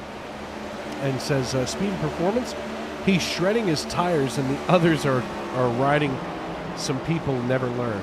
And I think Alex Murray has that one just this side of perfect as he's talking about Ethan Eckert here in the 9th position.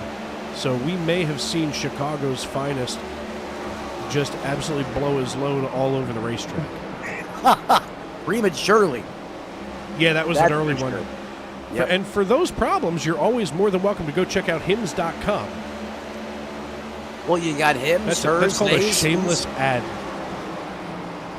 It's not just Hims, it's everybody.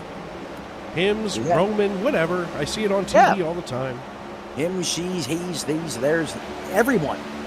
But we have a solution. We have something for you if you need help in that department, that is. And you can always check out Mettler's Silence Labs Max Load paint scheme. Dave knows what I'm talking about. Oh, my God. That as well. You can't, you know what? The next time you do so, I mean, I know that you prepared me for it, but I really thought that you were just messing with me. There was nothing wrong with that car. It was perfectly fine. No, you were just driving your max load. Waiting Exactly. to make a delivery. That never happened.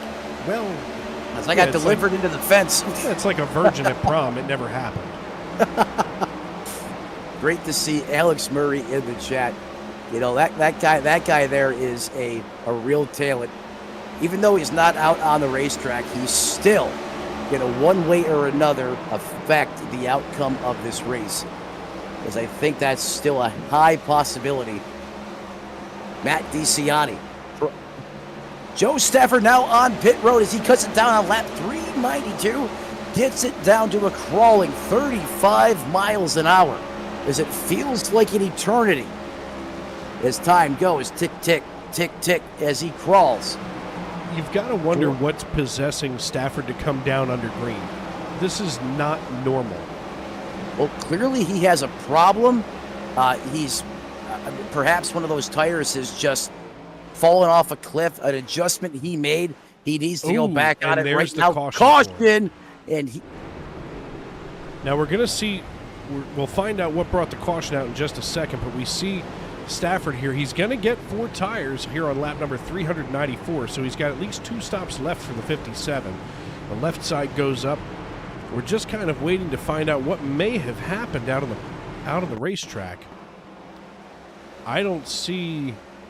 Oh, maybe back here. Someone threw a water bottle out of their race car. Had to be. Well, we're going to call this debris on the track because I don't see anything. I saw smoke. Smoke, but no fire. That's interesting. So we're going to go with debris on the track from race control.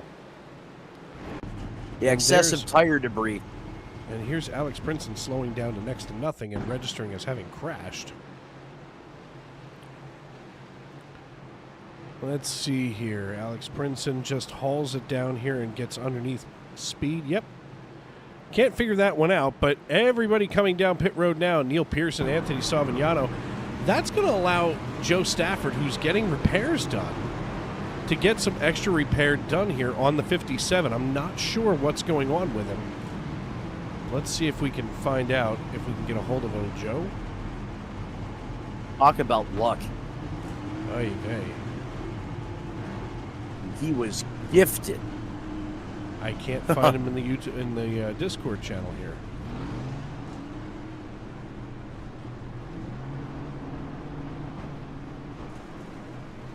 You watch him. And the world may never know. Are you talking about a Tootsie Pop? Yes. I'm so glad that you're of that age. Okay, Mr. Rowell, we got you. Listen, if I would have said that to poor Daniel Paulus, he would have been like, I'm sorry, what? The kid's You'd be like surprised 20. what some of these guys know.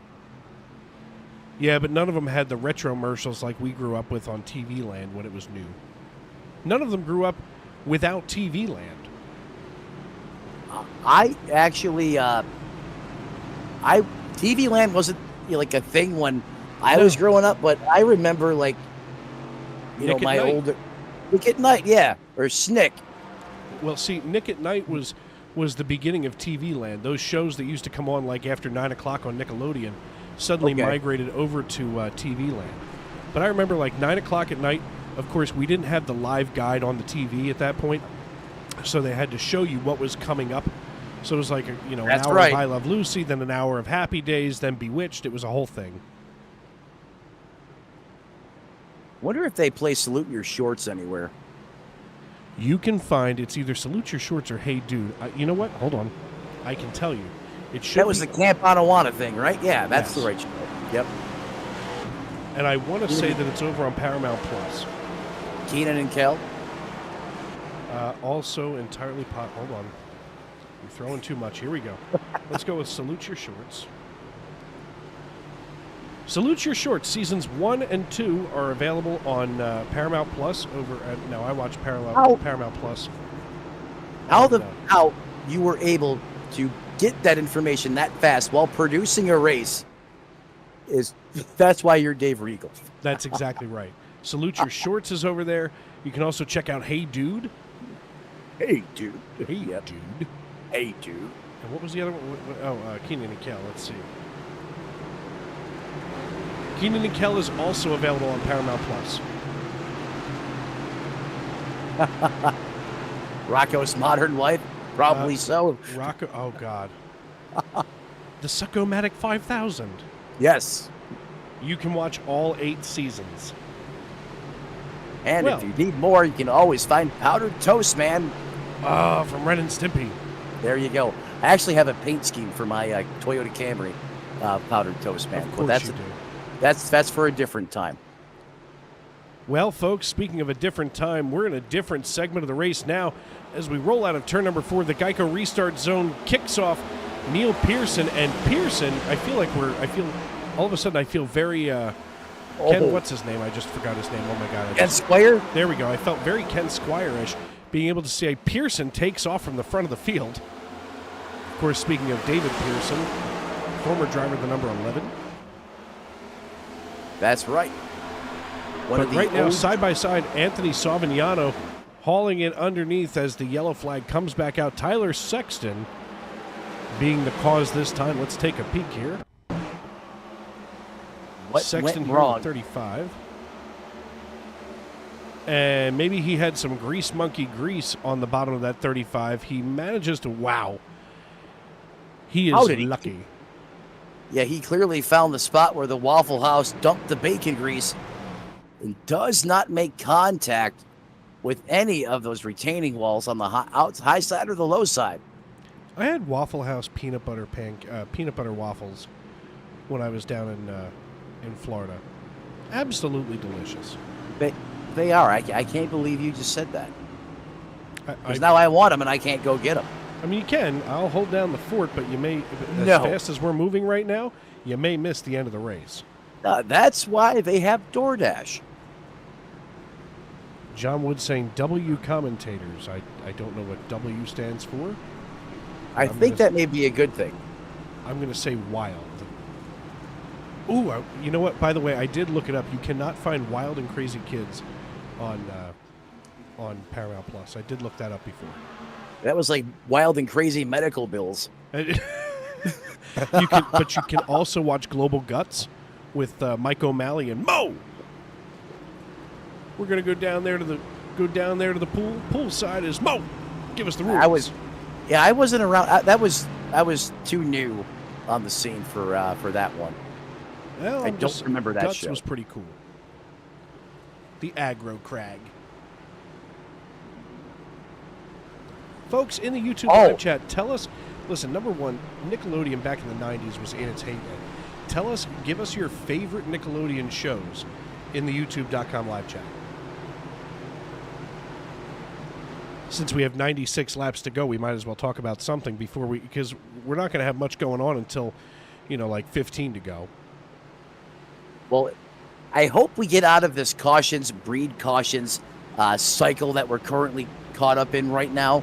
But because we're under 100 laps to go, and that intensity, the excitometer is now pegging through the rafters, very good chance that Bristol does Bristol things here, and we see this pattern repeating. The 90 taking his turn out front, carrying the torch at the helm. Pearson, he's been strong as of recent. And look who is back near the front of the pack. It's Gitter in the 21. He says, I want to get her done. I'll tell you what, Matt, this has been an incredible race from start to now. You know, I mean, we can't say finished just yet, but, I mean, these drivers all night long have put on an incredible show. They absolutely have. You almost feel spoiled being up here, you know, getting to watch, you know, these guys just perform at such a high level. Race control delaying the green flag once again here. Seems like I think we finally figured out that rhythm. Well, we hope. Well, we hope. We can do all kinds of hoping as we watch the iRacing.com pace car lead us through turns 3 and 4 one more time here. I'll tell you what, these drivers have put on a show. They've kept it, for the most part, fairly clean. We don't see anybody being egregious with their driving style tonight, and that's something that, you know, you don't see very often at Bristol, especially after you put this many laps on the car. Unless you're Terry Labonte and Dale Earnhardt Sr. Yeah, I think Terry's still mad. Oh, he's going to be mad the rest of his life for that. Yeah. But you know what? That was like the very beginning of the heyday of NASCAR. I mean, like, NASCAR got so cool back in like the 2000s, the mid 2000s. You know, of course, with the young guns that came in at that time. Of course, now I realize that it makes me old when the young guns are now on TV and retired. Yeah. Restart, green flag back in the air, as my mind was going to a bad place when you said that, because you're right. Look at this. Everyone kind of doing their impression of the 70 out there on these restarts now. Oh, there he is. There's hammer time in the 7. Raymond Root, RJ, is jostling on the bottom. Getting good in the neighborhood. He's going to go to work. Go ahead, I'm sorry. Go for it, Dave. All yours, man. RJ trying to hold. Wow. RJ benefiting now with the 74 of Chris Davis rubbing the wall. That's going to put Matt DiCianni in the crosshairs for RJ. Wow, who is that shooting down through there? Hello. Where did he That's Dylan Banks. Dylan Banks, our stage 1 and 2 winner, all of a sudden down against the wall. Let's see what happened. Look, he was shot out of a cannon. I'm going to run this back, and hopefully I can see where this is. Let's take a look at this, Matt. Did he blow a tire? Maybe. No, he got loose. He got loose as a goose and just took it to the inside wall. That's going to take Dylan Banks out of contention for the time being. And now the caution coming out as Paul Hill brings the caution out. Let's see what happens with Paul Hill here in the 04, working just over top of Johnston, and the 04, maybe the cold tire bug, Matt. Oh, could be the cold tire bug. Perhaps, you know, we've seen this pace pick up, and that could be the other catalyst why we're seeing these self spins. Track temperature hasn't changed all that much, even though the track has rubbered up or taken rubber. However, if you watch the real life race today, boy, did we have tires play a big factor in the outcome of this one. I thoroughly enjoyed it. I did not get a chance to watch today's real life race, but you know, I'm watching RJ Root now in 6th position. These drivers in front of him, those next 5 drivers, need to be scared. Yeah, you know, I've made the joke many times where, you know, the only time that I ever saw RJ Root on the racetrack back during my driving days was when he was passing me to put me another lap down. I know that feeling. And for these drivers ahead of RJ, the threat level should be now DEFCON Alpha. Yeah, it's not going to be fun for them as he gets ready to serve lunch. Right now he's putting the old hairnet on. Kind of reminds, you know, you speak of Keenan and Kel. I remember Keenan Thompson being the lunch lady. Peas are the champions. As I'm still waiting for our YouTube live chat to catch up with us and let us know what your favorite 90s Nickelodeon shows were. They probably don't want to do that. Or they probably weren't alive in the 90s. Or they probably weren't alive. That's my point. God. Well, I guess get me a walker and send me to the home. It's okay, Dave. Well, pretty soon I'll be coughing at dinner and have my teeth go flying across the table. You probably could ask him what their favorite version of YouTube or Facebook is. That might stimulate something. Do you remember having to use the Boolean operator in Google? Yes. Yes, I agree. It had to be like NASCAR and Dale Earnhardt. Yes, and Dale Earnhardt. FGD 5604 says Ren and Stimpy. There's a vote for Ren and Stimpy. Rocket Power. Right, that was after I discovered ESPN. I remember the year that I discovered ESPN. It was 2001 or 2, and it was 2002. And my stepdad, we were in Myrtle Beach, and my stepdad was watching ESPN, and I'm like, all right, I'll sit here with him and try to learn whatever this is. I mean, I knew about sports, obviously, but it was the year that I finally figured out what SportsCenter was. Pulp Fiction, is that a Nickelodeon show? That really wasn't like my niche, what my vibe with shows, but I want to lean towards the negative on that one. I'll tell you what, no, for me it was Are You Afraid of the Dark? Now that one there. Do you know what they used to make the fire bigger at the beginning of the stories? Napalm? Baking powder. Baking soda, I mean. There's something that's in baking soda I want to say it's potassium. Sodium bicarbonate, maybe? Something like that, but I want to say, well, potassium is a flammable metal, but I'm trying to think of what it really is, but yeah, I think it was potassium that was able to ignite and cause that to happen. The fact that you know that disturbs me. I mean, I'm probably the only person working in sim racing broadcasting that's also a Pro Board certified hazmat tech. I had my hazmat endorsements back when I was in the Marine Corps, so I'll put you there. Big Mac says Legends of the Hidden Temple. Back to you, Olmec. Oh. Now and that is available. That is available over on Paramount Plus. I've watched it. You went big with that one. That's OG right there. God. Here's your half pendant. Well, these guys are going to need all the pendants they can get their hands on to survive. To close this one out, green flag back in the air one more time. The 90 versus the 58. Pearson trying to, but that's not the case. Anthony Signal is going to take it to the house. He now leads in that 90 machine, up 10 spots. It's a 1, 2, 3 single car, but they are, as Tony would say, throw a blanket over top of them, that close together, just a mere inches off of one another. The 14 now.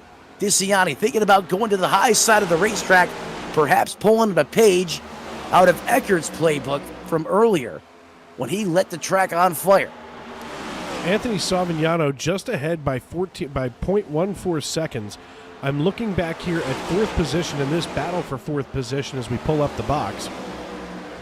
RJ Root here in fifth position trying to capture fourth away from Patrick Gitter.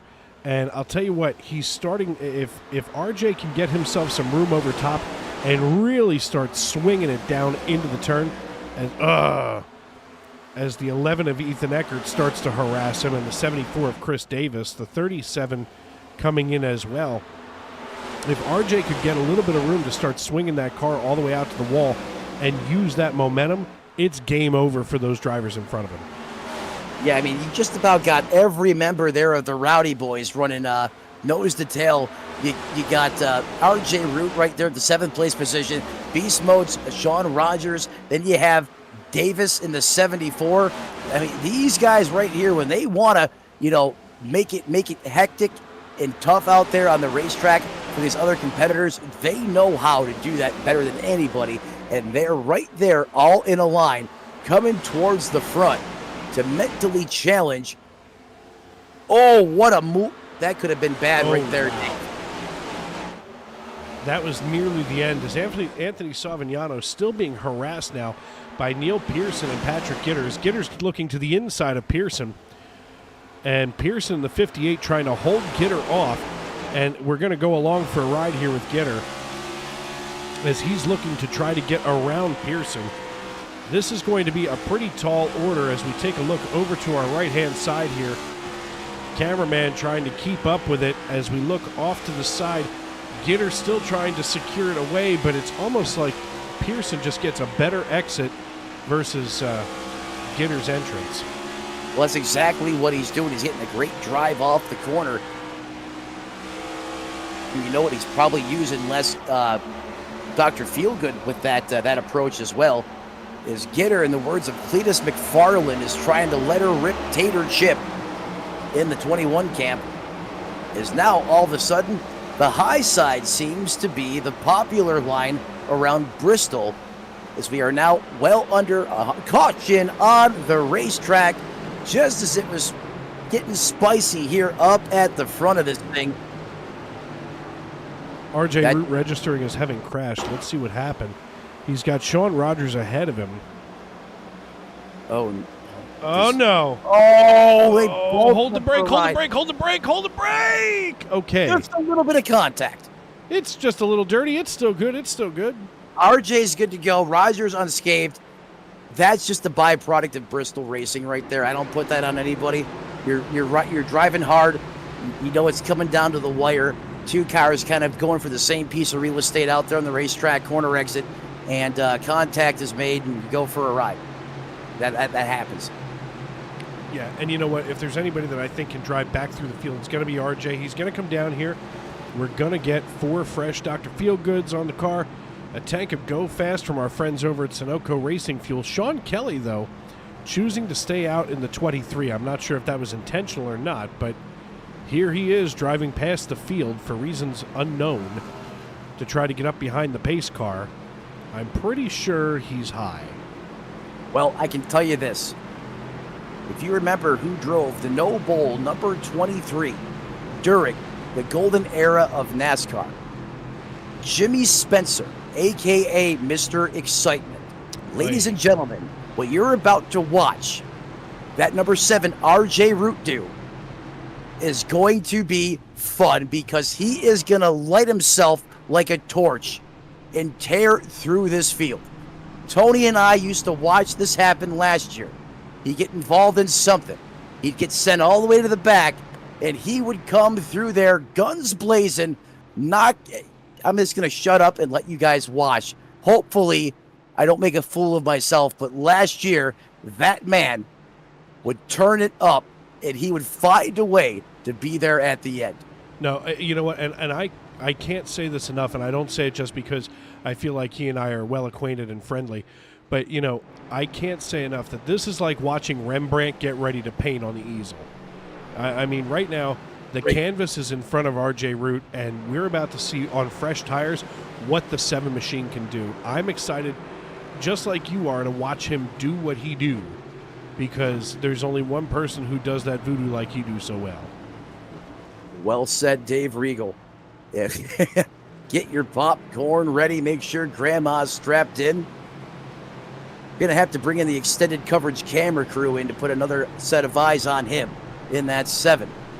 That's one thing I wish we could do from here in the broadcast booth. That you know, with SDK, that I could watch 2 cars at once.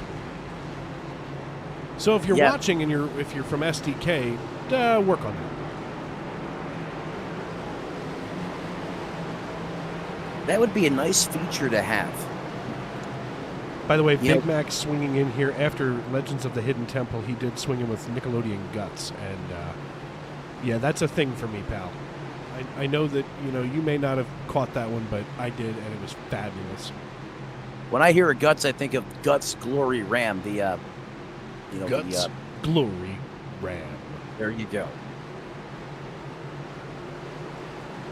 I think that was what was his name? What's the guy's name? You know who I mean. Yep, Guts Glory. What's his name? The Western guy. Yeah. Yeah, exactly. Mayor West's brother, the other Mayor West. I say that because, of course, I'm a Family Guy viewer. I picked my primary care physician based on the fact that his name is Dr. Hartman. Since we're talking about random off-the-wall TV shows, I'm going to make it a little more relevant. If you guys never saw Are You Faster Than a Redneck on Speed, TV before Fox took that over. Go on YouTube and check it out.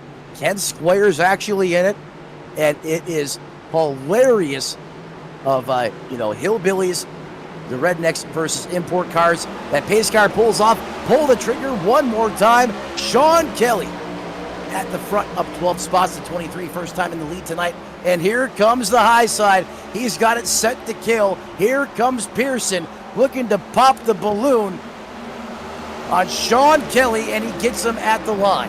I don't know what Sean Kelly was thinking trying not to come down pit road, but he's about to have his doors blown off by Neil Pearson and Anthony Savignano. Now, the interesting thing here is that he's basically going to be a caution cone on the low side. Everybody's going to have to work their way around him here on the high side, which of course is where you chew up your tires. It gives, Kelly the ability to stay down here in the bottom, keep those tires a little bit cooler than everybody else's, but at the same time, he also makes himself a hazard because it only takes one driver to hit that cone and punt it across the racetrack. Well, not only that, he's going to be aggravating each one of these guys as they know they are much faster. Pearson, a 14.09. New fast man in town. Are you kidding me, Dave? 14.05 from Savignano, so we get even faster now. This is just this side of incredible. I can't even think about, what to do. They are 500th of a second from breaking the 14-second mark. If you guys are wondering who our screenwriter is, we don't have one. This is unscripted. As Hollywood couldn't even draft one up this good here tonight, side by side once again. If we had a screenwriter, if we had anybody writing a script for us, they'd be suicidal by now. That's an understatement. Goodness. This has been a classic caliber. We'll be talking about this one for a long time. Look, this is what everybody tuned in for here on the Stacy Strong Cup Series. I cannot, say that enough. This league has been around for a number of years on the iRacing.com servers. Chris Claude has managed to cobble together some of the best drivers on the server, and, he manages to put them all together here on the racetrack week after week after week. And, this is what it's all about. I mean, over the last few years, we've developed some new rules in this league. We've kind of tried to weed out as much of the trash, so to speak, as you can, hence why I'm up here in the booth and not down on the track. But, this is what all of that has been culminating, and coming together for. As Neil Pearson leads this piece now by about 12, 11, a tenth of a second now, over top of Anthony Savignano. I'm sorry, I had to wait and see where that was going to level itself out. But, these drivers still have one more stop to make.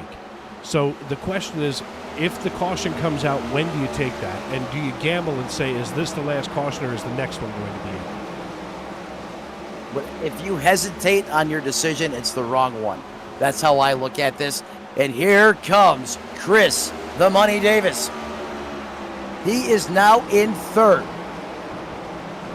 doing what he does best, the savage killer, the stalker, the predator.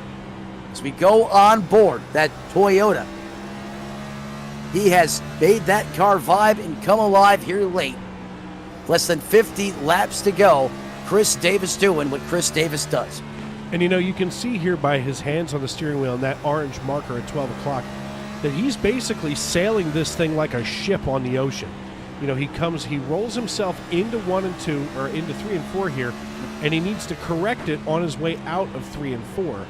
Now, as he comes out, watch this, he's going to have to turn right to get back left. It's literally like trying to keep a ship, pointed in the right direction at sea. Like when Columbus sailed the ocean blue. Yes, that's exactly right, except the Columbus was nowhere near Koshkonong, Missouri. No, it was not. He was, in fact, in Puerto Rico, finding white powder, tobacco, and coffee. I don't know what the white powder was. Could have been 10x sugar. Hey, well, it was flour. Yes, that's what it was, because they didn't have wheat in Italy, of course. You're the expert in that department. Yeah, well, We know you're... I love you, brother. I should be riding along with Adam, what's his name? Oh! There goes the 11 sideways. Uh-oh, we have trouble. The AutoZone machine has been wrecked. or I shouldn't say wrecked, but here it he is. had Let's some help watch there. Ethan Eckert here.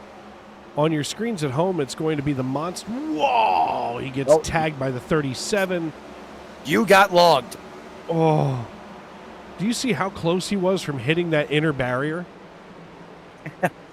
Couple of sheets of paper. Oh my, yeah, that's just like watching the Cowboys and the old 3x5 card against the yard markers. We're going to ride along with that this time. Well, you want a good bird's eye view to this incident.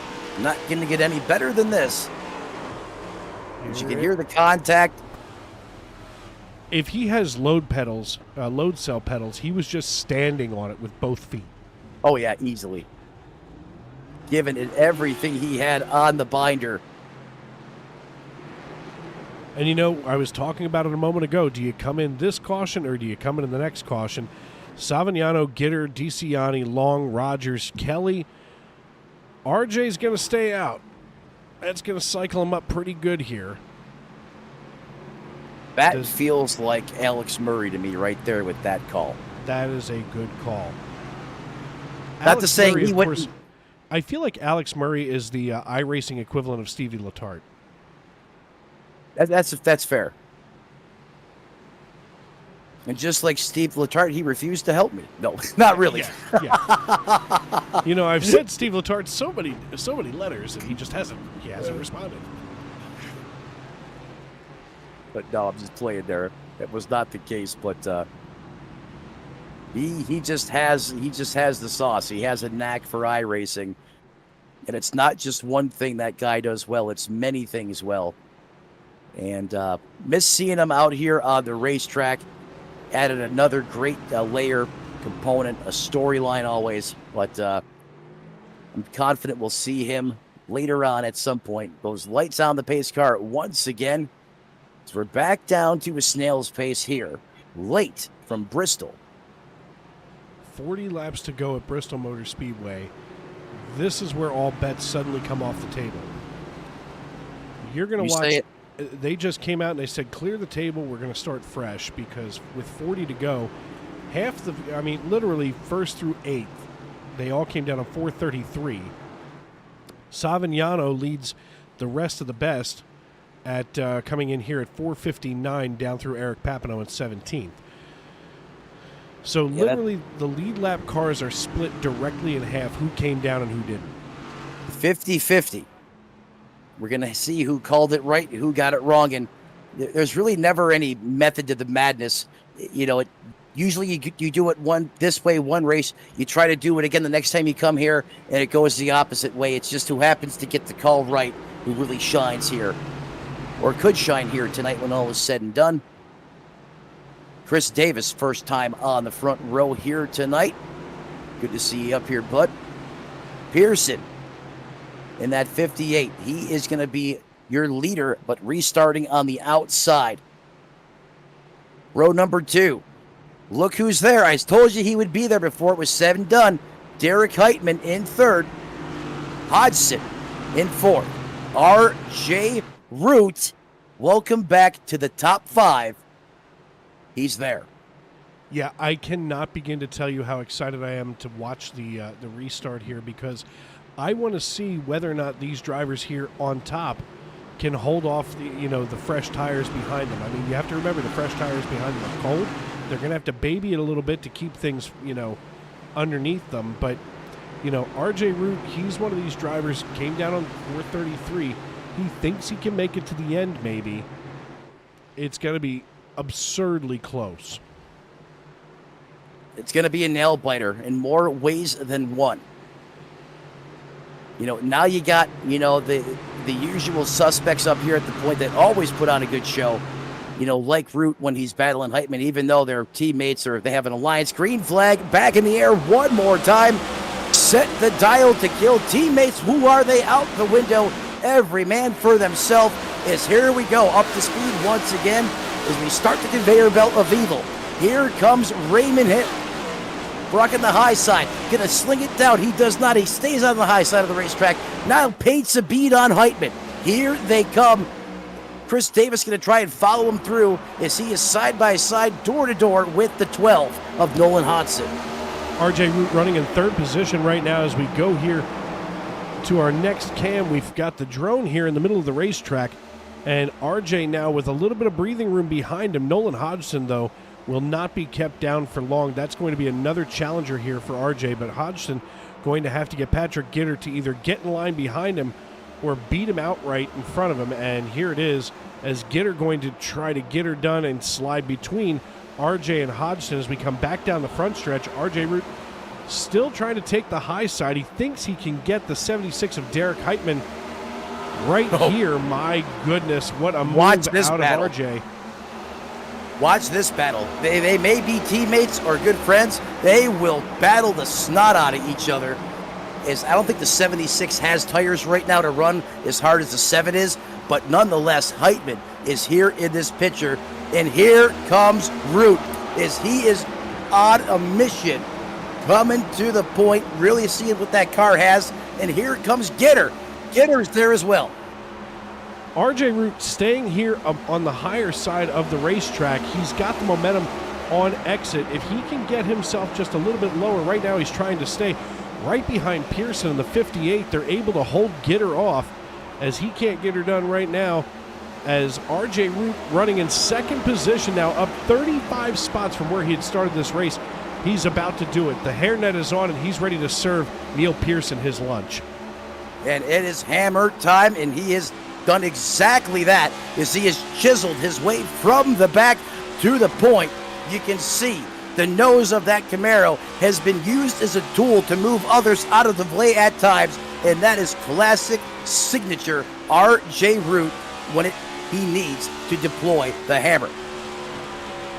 Yeah, RJ Root still holding his own over top of Patrick Gitter. We can see the two of them side by side going down the backstretch as we haul it here into turns 3 and 4.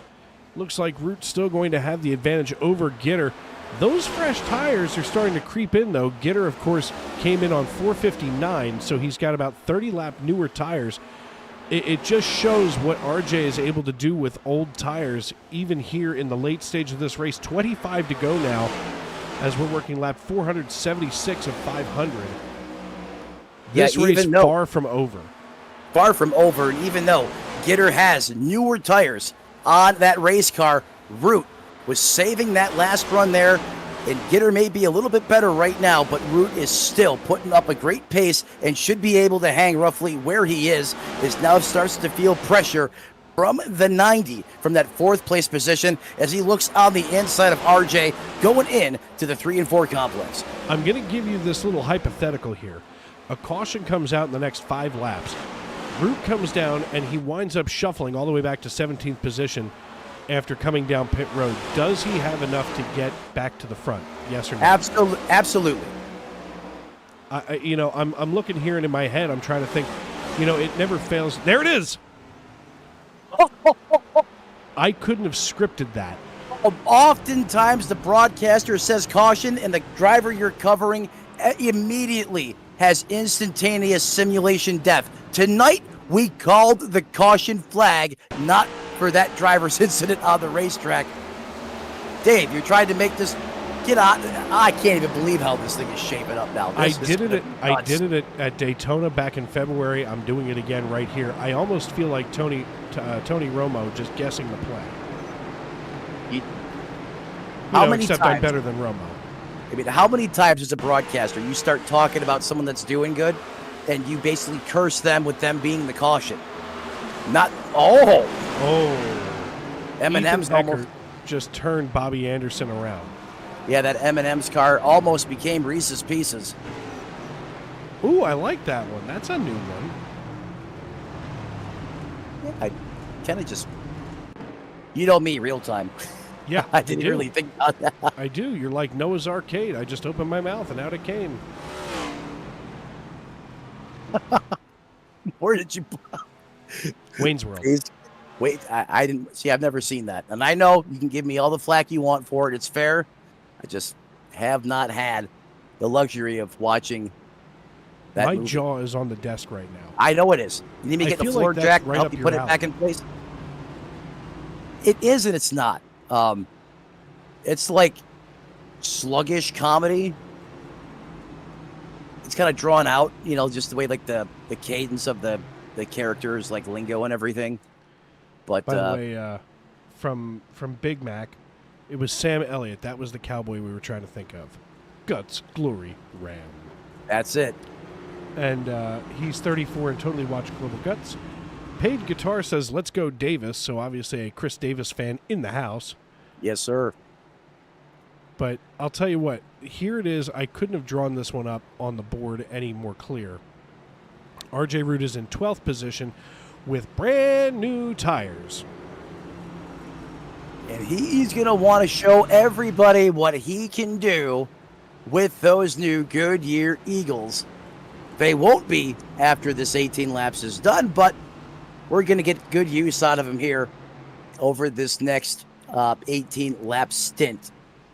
Working here on our on the SRM stationary, dear Seba Cornez, Chris Davis, Derek Heitman, and Nolan Hodgson, I'm sorry, but you have just become victims of RJ Root. That's a very bold statement, but you know what? How many times have we seen it? Dear Matt Long, Tanner Marty, Sean Kelly, and Michael Witt, I apologize for the pain that you're about to feel, as you thought you had this, but you do not. I can tell you that 23 will do everything in his power to make sure that this does not come into fruition. I'm just saying, you know what? I feel like it's more fun to sit here in the broadcast booth watching RJ work rather than down on the racetrack while I'm going, son of a biscuit. Popeye's biscuits. Can't leave home without them. Oh, I do love the Popeye's biscuits. And apparently they have wings now. I'm curious about them. I haven't... I am too now. I wasn't even aware of that. I'm a chicken wing aficionado. I have my favorites. I have my not-so-favorites. My favorite boneless wing belongs to Applebee's because it's double crunch and it's delicious. My mouth just watered. That's how fat I am. And Chickies and Pete's from Philadelphia at the Philadelphia Airport Terminal E. That is odd. Every time I've ever taken a flight out of Terminal E in Philadelphia, I always hit up Chickies and Pete's because it's like the most affordable and good food in the terminal. And I always get the wings, and they're always just perfect. Well, let's hope they're extra spicy because green flag is back in the air once again. Pearson punches the loud pedal, hits the... Well, he doesn't hit the clutch. It's a semi-automatic transmission. The 58 semi-automatic, is that like a new weapon? No, well, it could be. If you're talking about a sequential transmission. That's fair. Look at Gitter. He's going to get him. He's got the newer tires here between himself and Pearson. They go side by side down the front stretch with 13 laps to go. RJ Root stuck back in 16th position. This time I may be wrong. It's not over until it's over, buddy. They're probably just trying to block him in. Say that, he takes him 3 wide. We come out of 4. Oh, there's a fender laying back on the front stretch. I'm telling you, we need an extra camera guy to cover this. Here comes RJ getting ready to work around Tanner Marty. Tanner Marty in the 29 tops machine. Oh, whoa, what on earth is that? Eric Papineau, not sure which direction to go.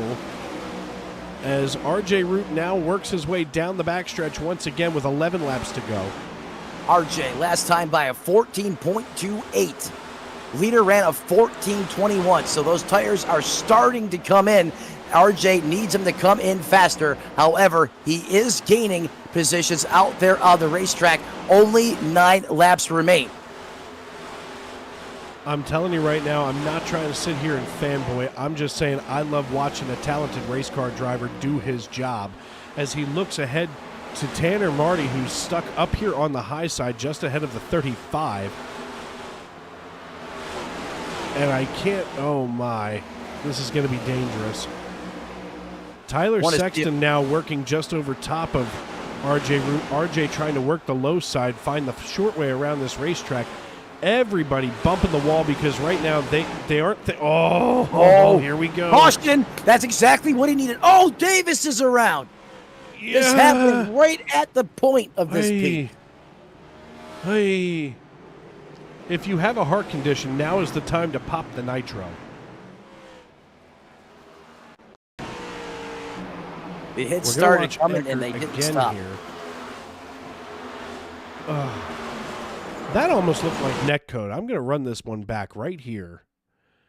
I'm gonna have to credit this one right to netcode. We're going to go right over top of them in slow-mo. And I want to say they didn't actually make contact. We're going to find out right now. Eckert tries to catch it. There it is. Eckert tried to catch it, and netcode just collected him. The one thing, the silent killer in sim racing. Sometimes netcode is like the Grim Reaper, just comes up there and claims lives. Here, and you thought it was carbon monoxide. Netcode plus carbon monoxide. There you go. It's something to think about. I mean, you're in the car for 500 laps. You're huffing essentially exhaust fumes for all of those laps. Neil Pearson going to be your race leader. I'm not sure, but we are going to be as close to a green-white checker as it gets. RJ currently in 11th position. Sean Rogers in 4th. Sean Rogers had some experience earlier tonight leading this race. It's all going to hinge, though, on Patrick Gitter, who's on the oldest tires up here. We'll take a look right now at the pit strategy, and we can see this is more like a patchwork quilt. It almost looks like something my great-grandmother would have sewed. It's going to be Pearson with 63 laps on those tires. Then, of course, 459 brought in Gitter and DeCiani, as well as Rogers, Princeton, and Long. And then Seba Cornez comes in on 481 along with Hodgson and Papineau. Newest shoes in the top 10 belong to those two boys. This is going to be interesting. Actually, it's going to be 3 of them. Seba, Nolan Hodgson, and Eric Papineau all in the newest tires coming in on 481. Oh my, we're having some fun now as the iRacing.com pace car brings it through 3 and 4. So that's going to trigger NASCAR overtime. Matt, why don't you take us through how NASCAR overtime works? All right, so we're going to go to what we call a green-white checkered scenario. We've passed the point of the scheduled distance. We are not going to get a natural finish. So now we are going to go into NASCAR's iRacing version of the playoffs. We're going to get a green flag. The field is going to take off. If they come all the way around without a caution coming out, if that leader takes the white flag, we're racing back to the checkered flag, which will end the race. However, if they get a green flag and there is an explosion, a nasty melee, a big crash, whatever, that produces another yellow, the race is not over. We clear the racetrack, we re-rack, restack, we do it again for up to, is it 3 times in the Cup Series, Dave? It is 3 times in the Cup Series. It's 5 in the lower. So 3 attempts. If we go all the way, the moment the caution flag waves on the final overtime attempt, field is frozen, and timing and scoring will delegate positions and final finishing order at that time. You know, you couldn't have explained that any better. In fact, if you would have put it in Braille, we could really have gotten the feel of it. Well, thank you. I appreciate that. I'm not as good as explaining that as some other people are, including yourself. Sometimes I'm just like, here, watch this. It'll be fine. Yeah, I had to do that a lot in a couple other leagues. So you got to put that right into my wheelhouse, buddy, but thank you. Well, the iRacing.com pace car lights are out now, which means that we'll be going back green flag racing this time by Neil Pearson, going to have control of the field as we work our way down the back chute and into turn number 3. And as Matt had mentioned, we're going to see the green flag fly, and if a caution comes out between the green flag and the white flag, we will rack, stack, and do it all over again. Neil Pearson enters the Geico restart zone. The green flag waves, and we are back underway. Neil Pearson with control of the field. The popsicle sticks are in the air. We're 2 to go. We got a twofer, baby. 2 laps to go, and Gitter's trying to get her done on the bottom. Old tires and all the 58. Oh, it's going to be... There they go! Oh! Does that trigger? No, Right no, at the we stay line! green. Popsicle sticks are down. We're racing back to checkers. I don't believe it. What a finish. Matt DiCianni going to finish in second behind Neil Pearson as they roll out of turn number 4. Neil Pearson, your winner here at Bristol Motor Speedway. He's followed Neil Pearson by Matt pulls off a miracle. Pearson is followed by Matt DiCianni and Sean Rogers in the 44. What a finish, folks, as we finally see the checkered flag wave here at Bristol Motor Speedway. Pearson popped his biscuit like literally at the start-finish line. Dave, have you ever seen a race like that? No, I have not. Let's just see what happened here with Patrick Gitter. Gitter obviously is going to be upset, and I totally understand that. Go back here to the SRM instant replay. Gitter charging on the bottom. Pearson on the high side. That's just... I think that there is just Bristol coming down to the wire, trying to get every ounce of performance, every drop of speed out of these race cars. Close quarters, and sometimes something has to give. Absolutely. So we're going to try to get a hold of Neil Pearson. I've got to try to get a hold. There we go. We're going to move him on down. And Matt DiCianni, we got to move down.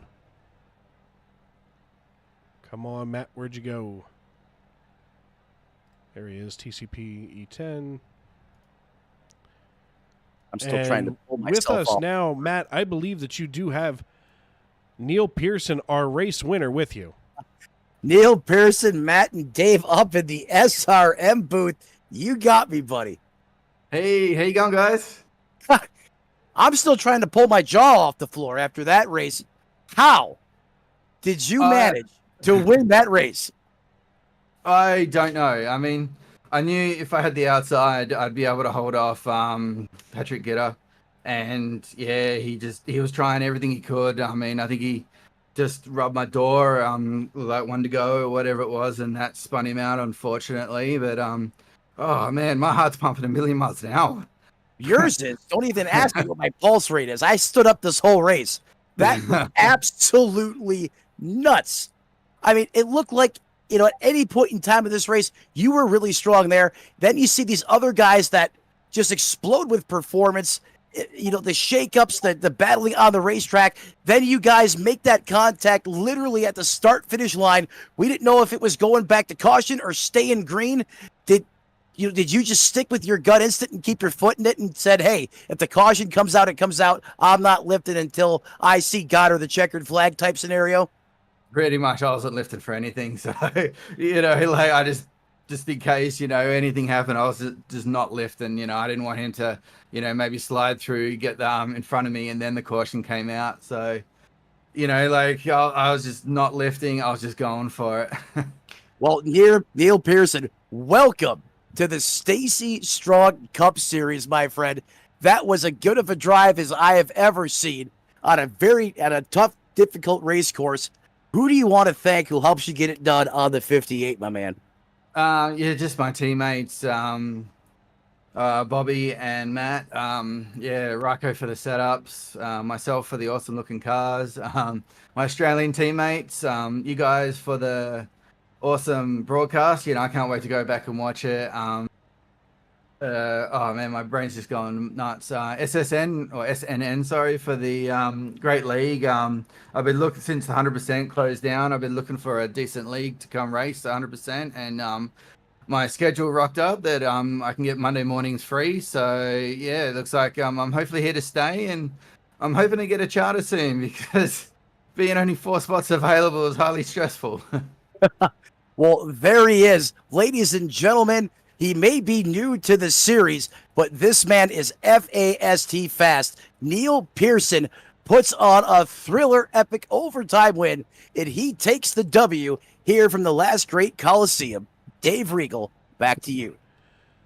Thank you, Matt. Thank you, Neil. As always, congratulations to our race winner, Neil Pearson out of Perth. Now, next up here on the docket is Mr. Matt DiCianni. Hey, Matt, it's Dave up in the broadcast booth. You got me?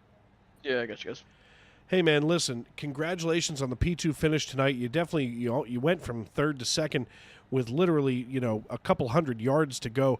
How do you feel as the checkered flag waves? Yeah, I mean, feels good, I guess. Bristol is a long race, and the plan was just keep the car clean. We saved some tires just in case we needed them. We really didn't need our last set. But yeah, I mean, hate to see Patrick have that contact and finish where he did because he ran a good race. But yeah, overall, it was a solid run for us. Yeah, I mean, it was a great race from start to finish. I know 500 laps is a long time to be sitting in the rig, no matter what your setup is. And I mean, for a lot of these drivers, including yourself, there's a lot of work that goes into this. Yeah, definitely. We had experimented with a lot of stuff this week, and we decided to go with a mainly bottom running setup just purely because if we did get long runs, we thought it was going to be effective, and we kind of had some there, but it all worked out. So we still finished, second? Yeah, so it was a decent night. Yeah, it's still a decent night. Now, next week, as we look forward to going to COTA, of course, we go road course racing. What's your thoughts on road course racing and that discipline of driving? Love road course racing. It's right up my alley. Niels will be the car to beat most likely next week. I've raced with him in other leagues, and he's fantastic on the road course. So I would expect something similar next week. All right, man. Well, listen, good luck as you go to practice this week for COTA, Circuit of the Americas. And before we cut you loose, who do you need to tip your helmet to and thank for tonight's race? Yeah, thanks to you guys for calling the race. Chris putting on the league. My teammates, Pat, Derek, Randy, then Team Conti for our setups.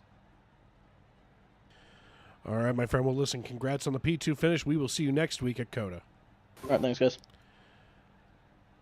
And Matt, back to you, as I believe right now you should have Sean Rogers in the wings waiting for you. And Dave, if you could please take this one. I have a child that just had a blowout and needs a pit stop immediately. Absolutely. Hey, Sean, it's Dave up in the broadcast booth. You got a copy? Yeah. What a way to jump in. Yeah, I guess it's a shitty end to his evening as you finish here on the podium. So take us through this, this race. I mean, you were competitive all night long up here in the top three. Sean. Wait, what happened here? There we go. As you were up, fighting in the top three all night long. So take us through this piece and, how do you wind up here on the podium? Yeah, it was definitely a tough race. I was getting really loose there towards the end and was just hanging on to her. But yeah, I had a competitive car. The guys at Beast Mode, put together a great race set for us. And yeah, I led a little bit and I was up in the top three all night. And then towards the end, she got a little snappy on me. So it was definitely a battle, but happy to bring home a third.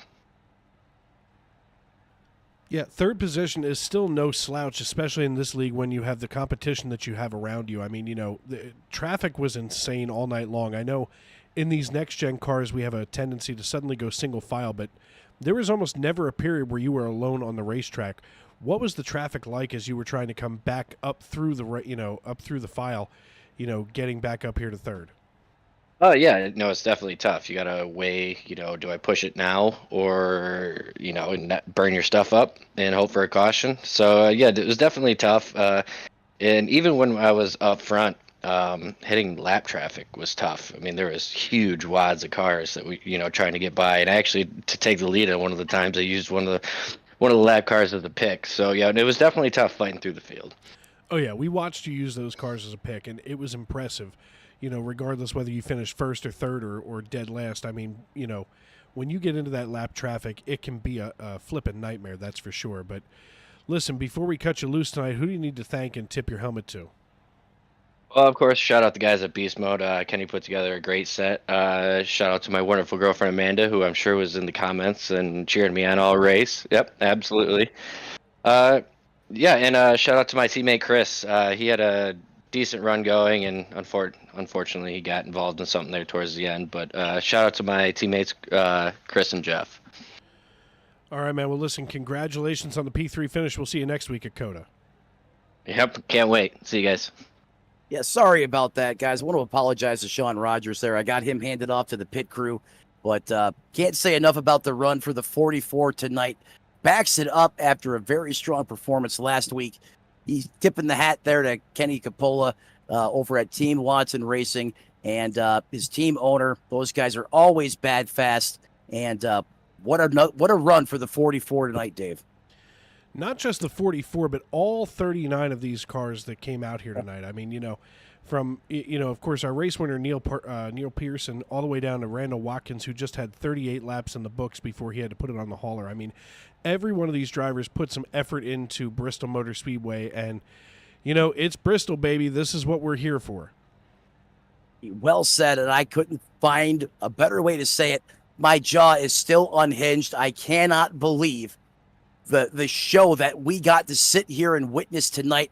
Want to thank everyone for joining us here on YouTube, hanging along for the ride. Dave, one thing left to do, and that is go through the final results here this evening. Absolutely. Neil Pearson brings home the checkered flag all the way back to the land down under Australia as he joins us from Perth. Matt DiCianni and Sean Rogers join him on the podium. Matt Long finishes in 4th, while Alex Princeton rounds out your top 5. Nolan Hodgson brings home 6th position, while Steve Cornez and Raymond Root bring home 7th and 8th. Tanner Marty and Derek Heitman finish in 10th and round out your top 10, Matt. That runs out the top 10, 11th place. Moonshiner's own Chris Davis in that 74 machine had a great run, incident late. In 12th, Michael Witt. Presiding in 13th, that is Anthony. Dave, help me with his last name one more time, please. Savignano. Thank you, sir. Alexander Gangler comes home 14th, and rounding out your top 15, Eric Papineau. In 16th, Patrick Gitter. Yeah, it was fun and exciting to watch. Residing in 17th, Sean Kelly. Chris Claude, HMFIC of the league, comes home in 18th. The 33 of Ron Fitting in that 19th place position. Rounding out your top 20, Dylan Banks. Ken Ron, Bobby Anderson, Ethan Eckert, Tyler Sexton, and Paul Hill. That's your top 25. Mark Johnston, Keith Long, Joe Stafford, Rich Pruitt, and John Wilco, your top 30. Chris Custer, Randy Belk, Bad Chad Sander comes home 33rd. Kavaja Holt, 34th. Steve Herring rounds out your top 35. Brian Tarnowski, Skip Gandy, Mac Mackin, and Randall Watkins wind out the drivers that took the initial green flag here from the last great Coliseum. Yes, sir. It was quite a night as we, saw the green flag fly the very first time, and it has been exciting this entire race. So I want to thank everybody for joining us and making us a part of your evening here on Sim Racing Media, because, of course, without you folks at home, we'd have nobody to talk to all night long. So for myself, Dave Regal, and my partner in crime, Mr. Matt Metler, the band is back together and happier than ever. And tomorrow and every day as you walk down the road of life, please don't play in traffic. Good night, everybody.